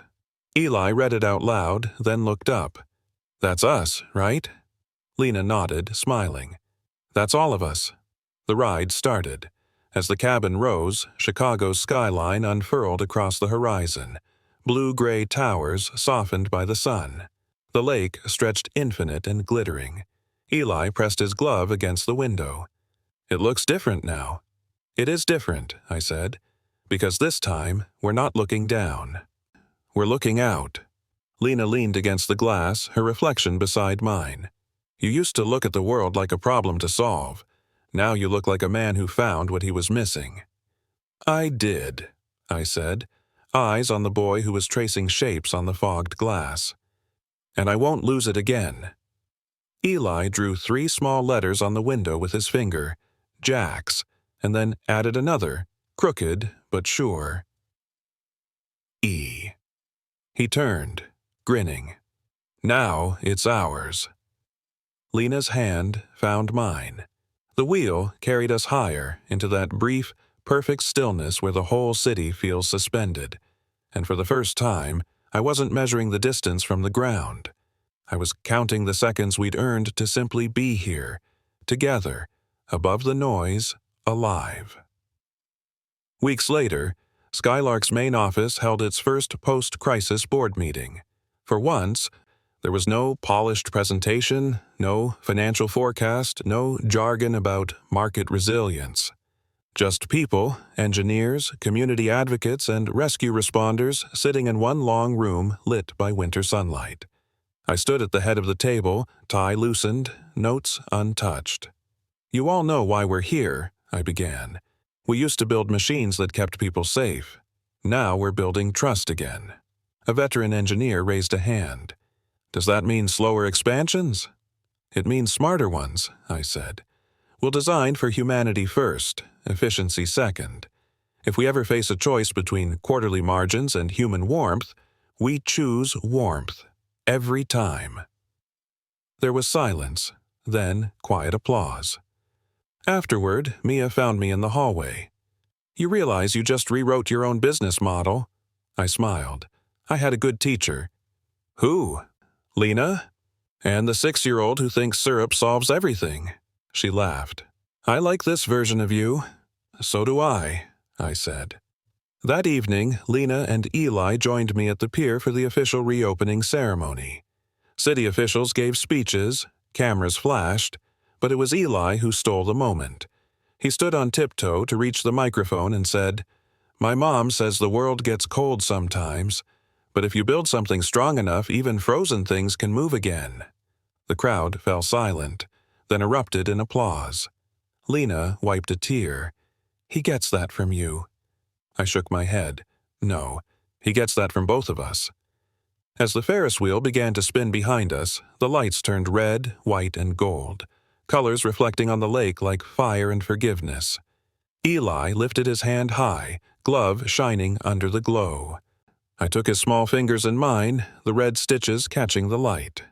Somewhere above the noise, a gull cried out across the water. The wind was cold, but it no longer hurt. I looked at Lena, at our son, at the city that had almost broken us and instead bound us together. And, for the first time since that night, I understood the simplest truth I'd spent a lifetime overcomplicating. Sometimes, the most powerful thing you can build is a second chance. Spring arrived early that year. The ice on the lake cracked and drifted away like pieces of an old life finally loosening their grip. Navy Pier bloomed again with sound. Street musicians, gulls, the laughter of tourists braving the lingering chill. I hadn't planned to go back so soon, but Skylark's new training division, born out of the Icefail Protocol, was hosting its first on-site safety drill. It wasn't about equipment this time, it was about people, how to move together in crisis instead of freezing apart. When I stepped onto the pier, I saw the new Skylark banner stretched over the control booth. Below the logo, in silver letters, it read, "Human first, always." That line had started as a scribble in my notes at the hospital. Now it was company policy. Mia spotted me first. "Look who finally shows up without a board meeting attached," she said, waving a clipboard. I laughed. "You're the one running the drills now. I'm just the retired guy with the burned scars." "They call you the founder who listens," she teased. "Don't ruin it by being humble." I grinned, but my eyes drifted toward the Ferris wheel. Cabin 17 spun past slowly, carrying a group of trainee operators and a small bundle of emergency kits. The sunlight hit its glass just right, glinting, alive. "Hard to believe," Mia said, following my gaze. "That used to be a cautionary tale." "It still is," I said. "That's why it matters." She handed me a thermal checklist. "Want to sign off on the new sequence?" I glanced through the steps. Clear, redundant, foolproof. "It's good," I said. "Better than mine ever was." "That's because you finally let other people finish your designs." "Guess I'm learning to share." "Guess you're learning to live." She said it lightly, but I felt the truth underneath. That afternoon, I drove across the city to pick up Lena and Eli. They were waiting outside his elementary school, sunlight flashing off the slide in the playground. Lena waved. Eli came running, backpack bouncing against his shoulders. "Dad, we had a fire drill today," he announced proudly. "Yeah? How'd it go?" "I helped the smaller kids find the door. Teacher said I was calm like an engineer." I smiled. "You'll make a better one than me." He shrugged, modest but pleased. "Mom says engineers fix things, but sometimes people need fixing too." Lena, walking beside us, met my eyes. "He listens more than he lets on." We stopped for ice cream near the pier. The vendor recognized us instantly, another small reminder of how stories travel faster than people do. When we reached the boardwalk, Eli spotted the Ferris wheel again and tugged my sleeve. "Can we ride it one last time before dinner?" Lena hesitated. "You sure you want to?" He nodded, grinning. "It's lucky now." So we went. As the cabin lifted, the city fell away in layers of gold light. The lake gleamed like liquid glass. Far below, music drifted from the carousel. Eli leaned forward, pointing. "There's the school, and the bakery, and look, Mom's hair looks like it's glowing." Lena laughed, brushing her curls from her face. "That's sunlight, not magic." "Same thing," he said. I looked at them, this small constellation that had somehow found its way back together, and felt something unfamiliar but steady. Peace. Halfway up, Lena reached into her coat pocket and pulled something out. A new pair of gloves. Still blue, but with finer stitching, the red thread brighter and more precise this time. She handed them to me. "I thought you might need these," she said softly. I turned them over. Inside the cuff, she'd sewn 3 sets of initials in tiny, careful letters. L.C. E.R. J.R. Lena Carter. Eli Reed. Jackson Reed, I murmured. "Family edition," she said, smiling. I didn't trust my voice enough to speak. Eli slipped one glove onto my unbandaged hand. "Now we match," he said, wiggling his fingers. The ride crested at its highest point. The city stretched infinite beneath us. Wind brushed through the vents, cool, but no longer cruel. I glanced down at the skyline, at all the glass towers catching the sun. Once I thought success meant seeing farther than anyone else. Now I knew it meant being able to look down and still feel connected. Lena watched me quietly. "You look like a man who finally believes he deserves to be here." "Maybe I do," I said. "Maybe we all do." Eli leaned his head against her shoulder, already fighting sleep, the kind of content fatigue only children feel when they know they're safe. Below us, the wheel began its slow descent. After the ride, we walked along the pier until the lights came on, rows of bulbs glowing amber in the evening mist. Street performers played soft jazz near the benches. The world felt open again. Lena slipped her hand into mine. "He starts school full-time next week." "I'll drive him," I said. "You don't have to." "I want to." She smiled. "You've changed, Jax." "I'm trying to," I said. "For him, for you, for all the cold nights I didn't show up." She stopped walking and looked up at me. "You did show up, Jax. Maybe late, but you came back. That's what matters." Her words carried the weight of grace. "Do you ever think about us?" I asked carefully. Her gaze softened. "Every time he laughs." I swallowed, heart tight. "And if I asked for a second chance, not just as his father, but with you?" She smiled faintly, the wind catching her hair. "Then I'd say you already earned it. You just need to keep showing up." I reached up, brushing a snowflake from her hair, though it was barely snowing anymore. "I can do that. I know," she whispered. We stood there as the wheel turned behind us, its lights mirrored in the lake. Eli skipped ahead, chasing the music, blue gloves flashing under the street lamps. I watched him run, the rhythm of his steps echoing against the planks. The sound wasn't frantic this time. It was joyful. Lena leaned against me, her head resting just beneath my shoulder. "He got your eyes," she murmured, "and your courage." For a moment, we simply existed. No past to fix, no future to fear, just the present. bright and alive, spinning slowly like the wheel itself. Later that night, when we dropped Eli off at home, he fell asleep on the couch clutching a Ferris wheel souvenir. I covered him with a blanket and kissed the top of his head. Lena walked me to the door. The hallway light flickered softly above us. "Tomorrow," she said, smiling. "Pancakes again?" "Always," I said. She laughed quietly. "Then good night, Jax." "Good night, Lena." Outside, the city's hum met the sound of the lake, a mix of wind, waves, and distant laughter. The red tie around my neck fluttered once in the breeze, then settled. I slipped one of the new gloves onto my hand. It fit perfectly, warm and sure. Somewhere behind me, a Ferris wheel turned against the dark, its lights steady as a heartbeat, and I knew this was no longer the story of a rescue, sir. It was the story of what came after, how love, once frozen, had learned to move again. 2 months later, spring in Chicago felt almost unreal. The ice that had once held the city hostage was gone, replaced by rain-washed streets and the scent of thawed earth. The Ferris wheel at the Navy Pier had become more than a ride. It was a pilgrimage site now, a quiet symbol of endurance. People came, not just for the view, but to stand where fear had become faith. I walked the pier early each morning before the crowds arrived. The lake was calm, the air crisp, and the gulls wheeled low over the water. The maintenance crews nodded when they saw me, and the new trainees still looked surprised that the CEO actually showed up in boots and a windbreaker. They didn't see a headline anymore. They saw a man doing his rounds. At home, mornings were noisier now. Eli had discovered cereal, guitars, and an impressive ability to talk through all of them at once.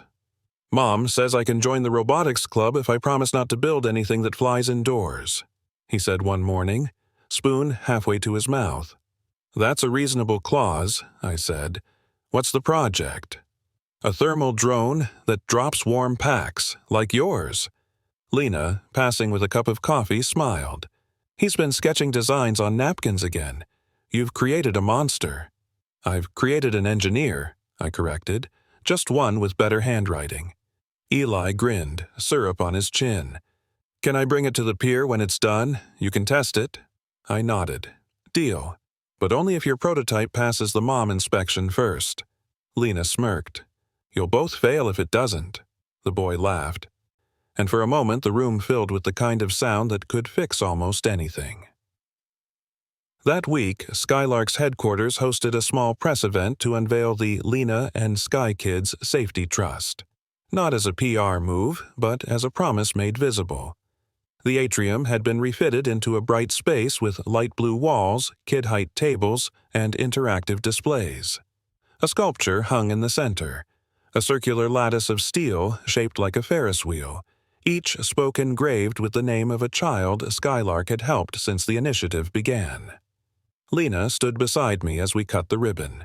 The crowd applauded softly, cameras flashing. "This is beautiful," she whispered.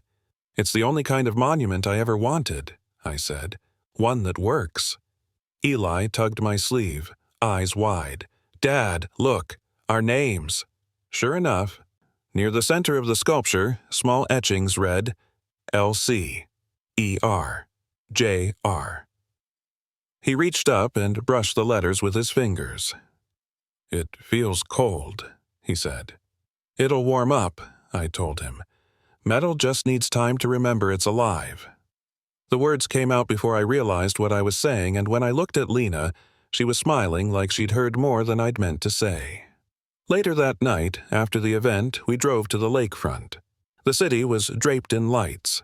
The Ferris wheel glowed in the distance, every bulb synchronized to a slow heartbeat of white and red.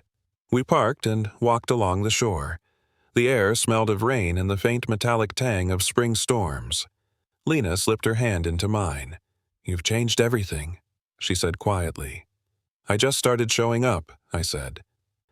"Turns out that was the hardest part." "You always made grand gestures," she said. "But what I needed was consistency." "Then I'll make that my next project," I said. "Daily maintenance." She laughed softly, shaking her head. You sound like you're writing blueprints for us. Maybe I am, I said, but this time no shortcuts.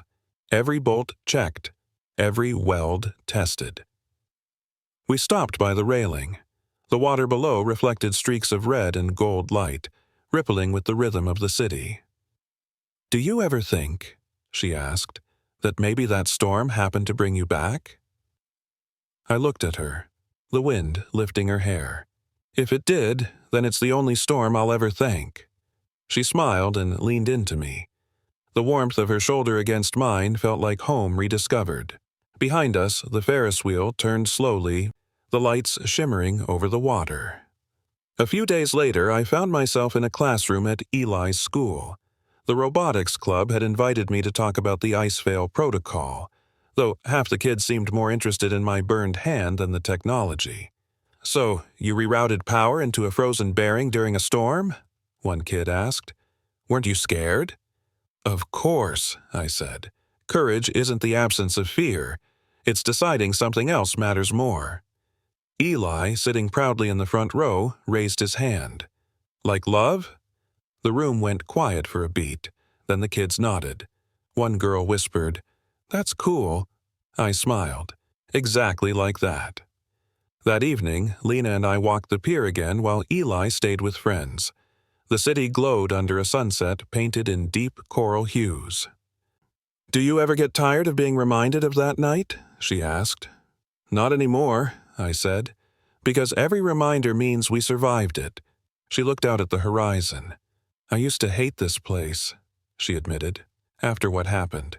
But now, every time I see that wheel, I think, this is where everything started again. I followed her gaze. The wheel was turning slow, its reflection rippling across the lake like a heartbeat in motion. Do you believe in fate? I asked. She smiled faintly. I believe in second chances that feel like fate. I reached for her hand, fingers threading through hers. Then maybe this time we build something that can stand through any storm. I think we already are, she whispered. And, for the first time since that frozen night, I let myself believe her completely. Later, as we headed home, I caught our reflection in a shop window, Lena's hair catching the streetlight, my red tie loosened at the collar, her hand still in mine. Behind us, the Ferris wheel spun slow and luminous against the night sky. I thought of the glove, Eli's tiny hand pressed to the glass, the letters that once marked guilt, now meaning grace. Those same letters still lived in our home, embroidered into new gloves hanging by the door, bright as promise. Jack's. It wasn't just my name anymore. It was ours. Summer rolled in slow, the kind of Chicago summer that makes you forget how brutal winter ever was.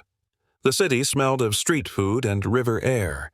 Kids ran through fountains near Millennium Park, and the lake shimmered like a living mirror. At Skylark headquarters, the hum of progress had changed. It wasn't frantic anymore. It was purposeful. The Icevale Division had become its own branch, working directly with public safety departments. Every Friday, families who'd survived cold weather accidents visited to tour the labs, their children touching the warm drones and smiling at the engineers who had built them. Eli loved those visits more than anything. He'd started his own Kid Engineer Club with 2 classmates and carried a small red notebook full of drawings labeled Inventions to Help People. One Saturday morning, he marched into my office wearing a homemade badge that said Chief Junior Engineer. Dad, he announced, we're designing a backpack that turns into a shelter when it's cold. That's ambitious, I said. He nodded seriously. It's for people who don't have houses, like the ones by the train station. They could press a button, and it would make heat and a little roof. I swallowed hard. The boy had Lena's heart, gentle and stubborn in equal measure. Sounds like something Skylark should fund, I said. He grinned, climbing into the chair beside mine. Can I show you the sketches? Absolutely. He flipped open his notebook, and there it was, childlike, colorful, but astonishingly clever. Folded panels that trapped air, heating coils powered by kinetic energy. I glanced up at him, marveling at the small mind that saw warmth not as luxury, but as a right. "You're onto something real, Eli," he smiled. "Mom says that's what you told her when she showed you her first scarf design." I froze for a heartbeat, then smiled. She's got a good memory. That afternoon, we drove to Lena's boutique on the west side, a small storefront with a weathered brick sign that read, "Warm Thread Studio." Inside, racks of scarves, gloves, and coats lined the walls, all stitched with faint red embroidery. Each piece carried a tag that said, "For those who face the cold alone." When she saw us, she wiped her hands on a scrap of wool and smiled. "You brought your supervisor." Eli held up his notebook proudly. "We're partnering with Mom." She laughed. "That was fast." He climbed onto a stool by the counter. "Mom, Dad says we can make my backpack for real." Her eyes met mine. "You did?" "I did," I said. "With your help. I think we could turn it into part of the Sky Kids program, distribute them to shelters before next winter." Lena's gaze softened. "You're serious?" "Completely. Eli's project is going to save people." She looked at our son, the way his face lit up, pure belief untouched by doubt, and something unspoken passed between us. For the rest of the afternoon, we worked in the back of the shop, Eli sketching while Lena guided his hand over fabric samples, showing him how to measure, how to trace seams. I sat nearby, handling the small circuits, the technical side he couldn't yet master. The rhythm of it was quiet, natural, like a song we all remembered but hadn't sung in years. When evening came, we stepped outside together. The city glowed amber in the late sun. Across the street, kids chased bubbles while a saxophonist played near the curb. Lena leaned against the doorway, looking up at the sky. "Do you ever think about what might have happened if that night had gone differently?" "Every day," I said. And then I remind myself it didn't. She smiled faintly. "You're not haunted anymore, are you?" I thought about that, the years of guilt that used to sit heavy in my chest like metal. "No," I said quietly. "Now, it just reminds me what matters." She studied me for a long moment, her expression thoughtful. "You know, Eli's not the only one building something new." "Oh?" She smiled. "I've been designing a limited series of gloves and scarves with the Sky Kids emblem. A portion of every sale goes to the fund." "You're merging Skylark and Warm Thread?" "Not merging," she said. "Bridging." The word lingered between us. Bridge.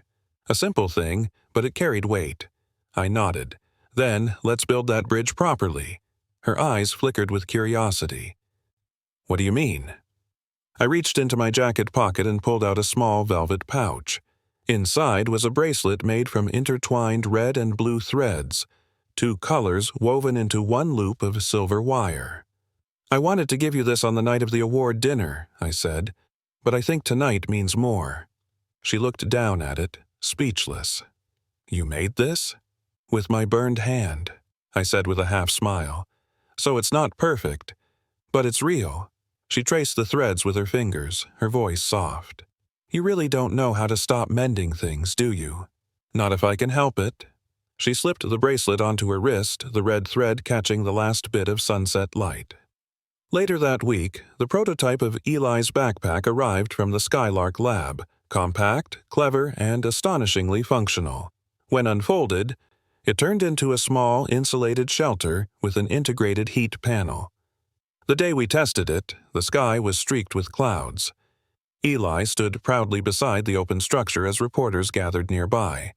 A cameraman asked, "Whose idea was this?"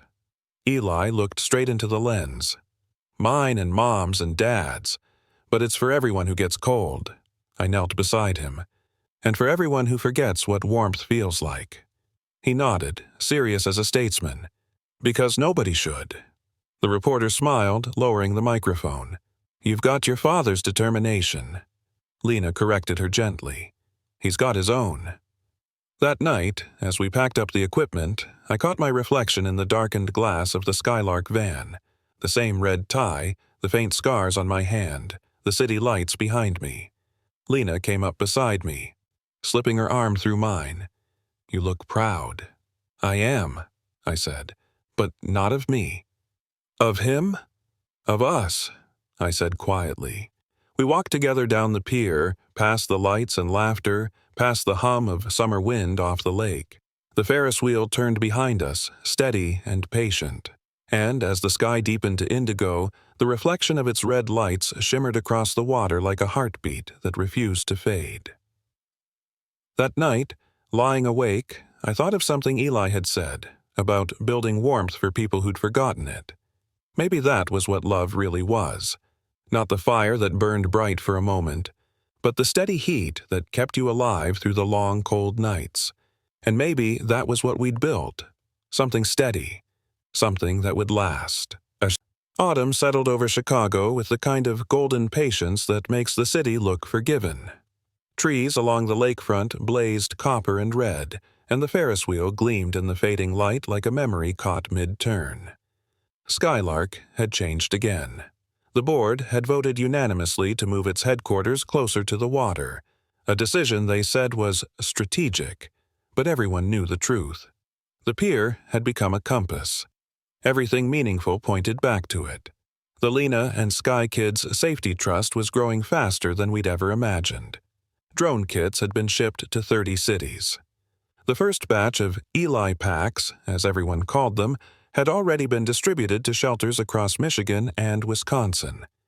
The news cycle called it Tech with a Heart. But the best part wasn't the publicity. It was the letters.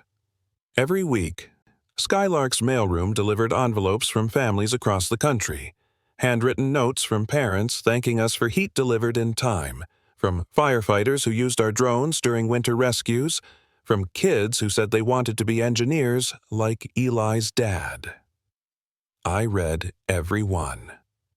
One afternoon, while Lena worked in her shop and Eli was at school, I sat in my office by the lake, surrounded by stacks of those letters.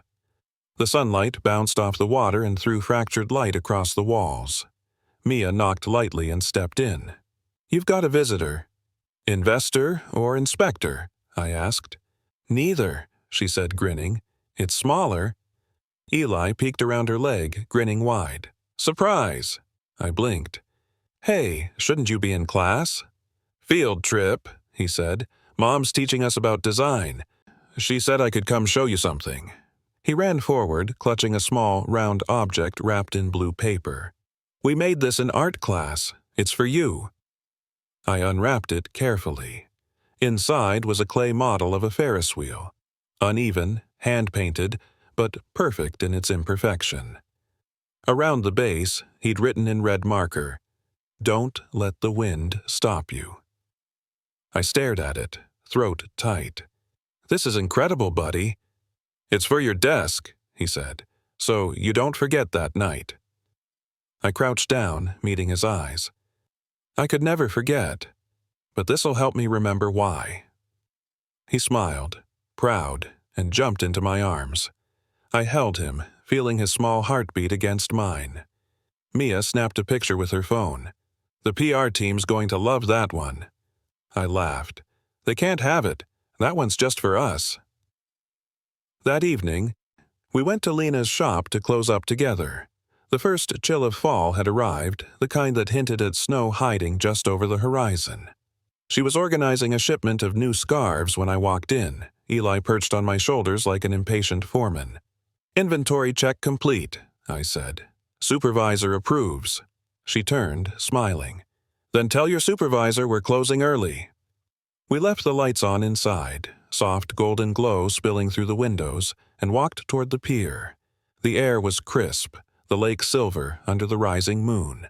A jazz band played near the carousel, the saxophone low and wistful. Eli ran ahead, chasing the flicker of lights from the Ferris wheel. His laughter echoed across the planks, small and endless. Lena slipped her hand into mine.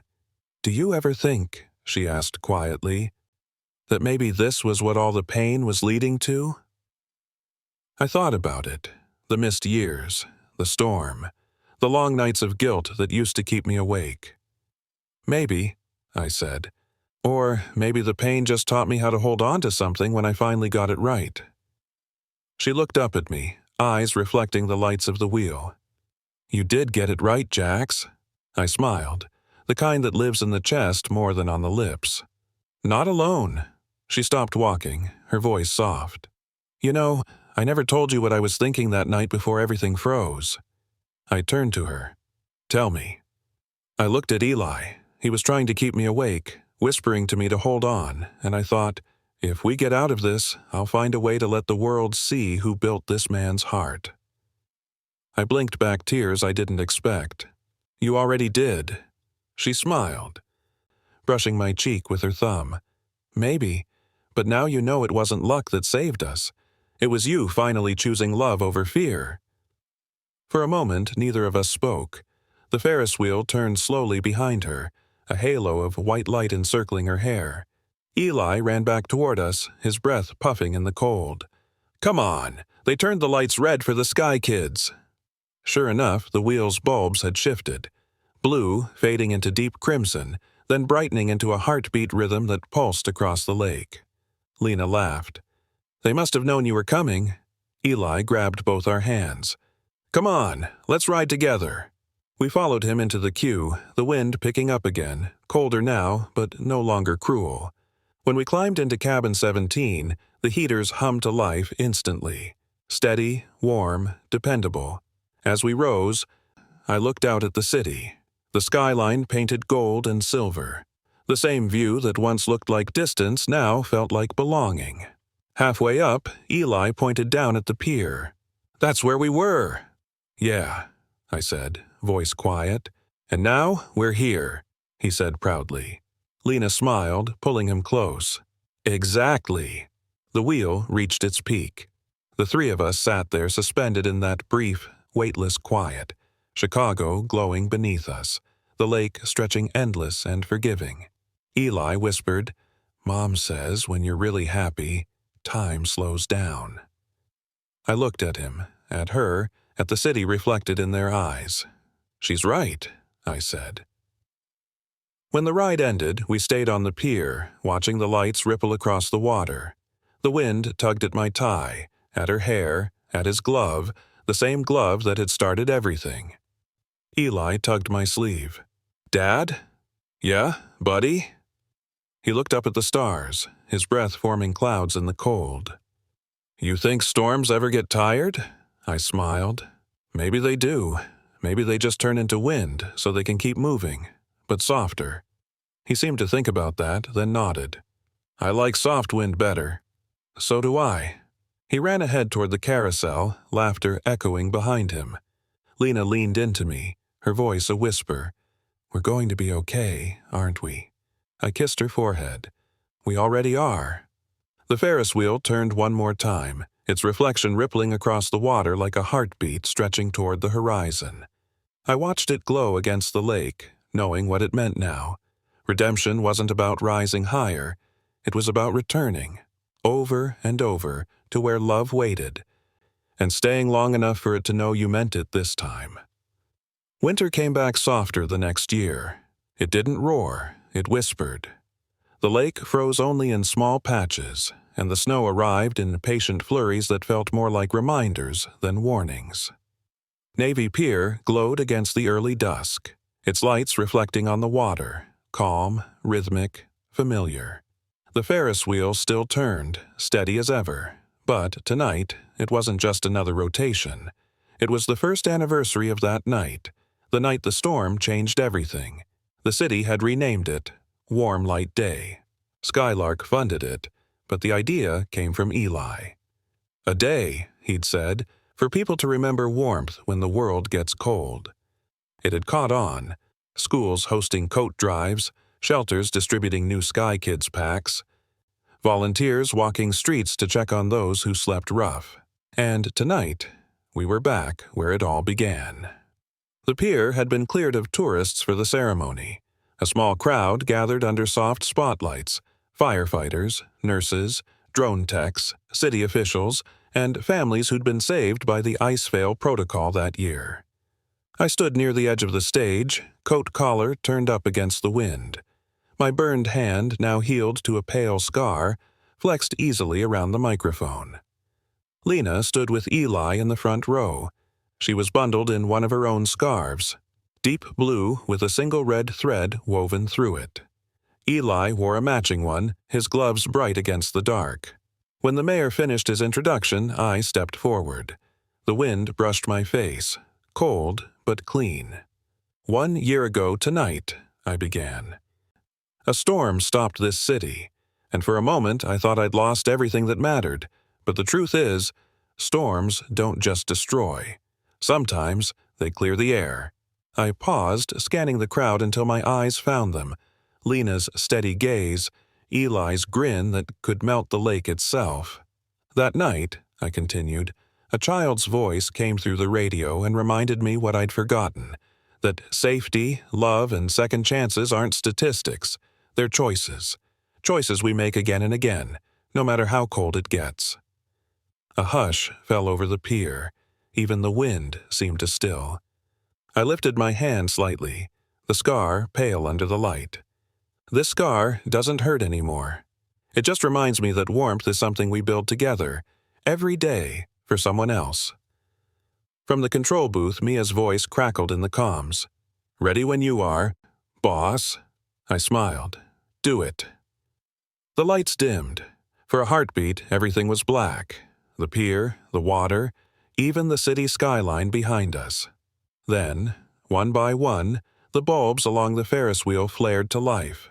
Soft white first, then crimson, then gold.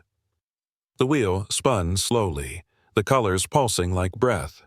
Gasps rippled through the crowd. The reflection on the water looked like a halo made of fire and forgiveness. Lena wiped a tear. Eli clapped wildly, shouting, "That's ours!" And, in a way, it was. After the ceremony, people lingered. Some hugged, others cried quietly, others simply stared at the wheel as if it were a miracle repeating itself. When the crowd thinned, Lena walked up behind me. "You were good up there," she said softly. "You think? You didn't hide behind numbers for once." I smiled. "Learning."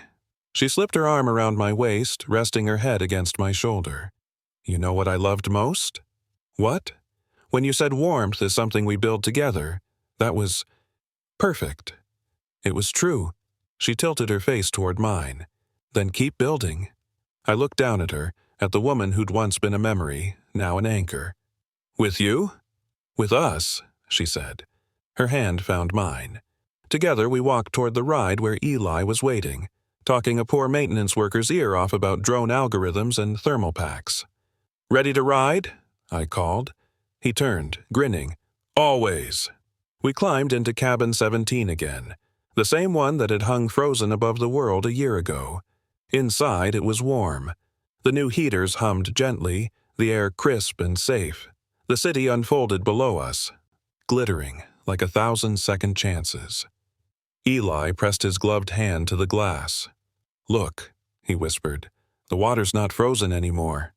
Lena smiled. "Neither are we."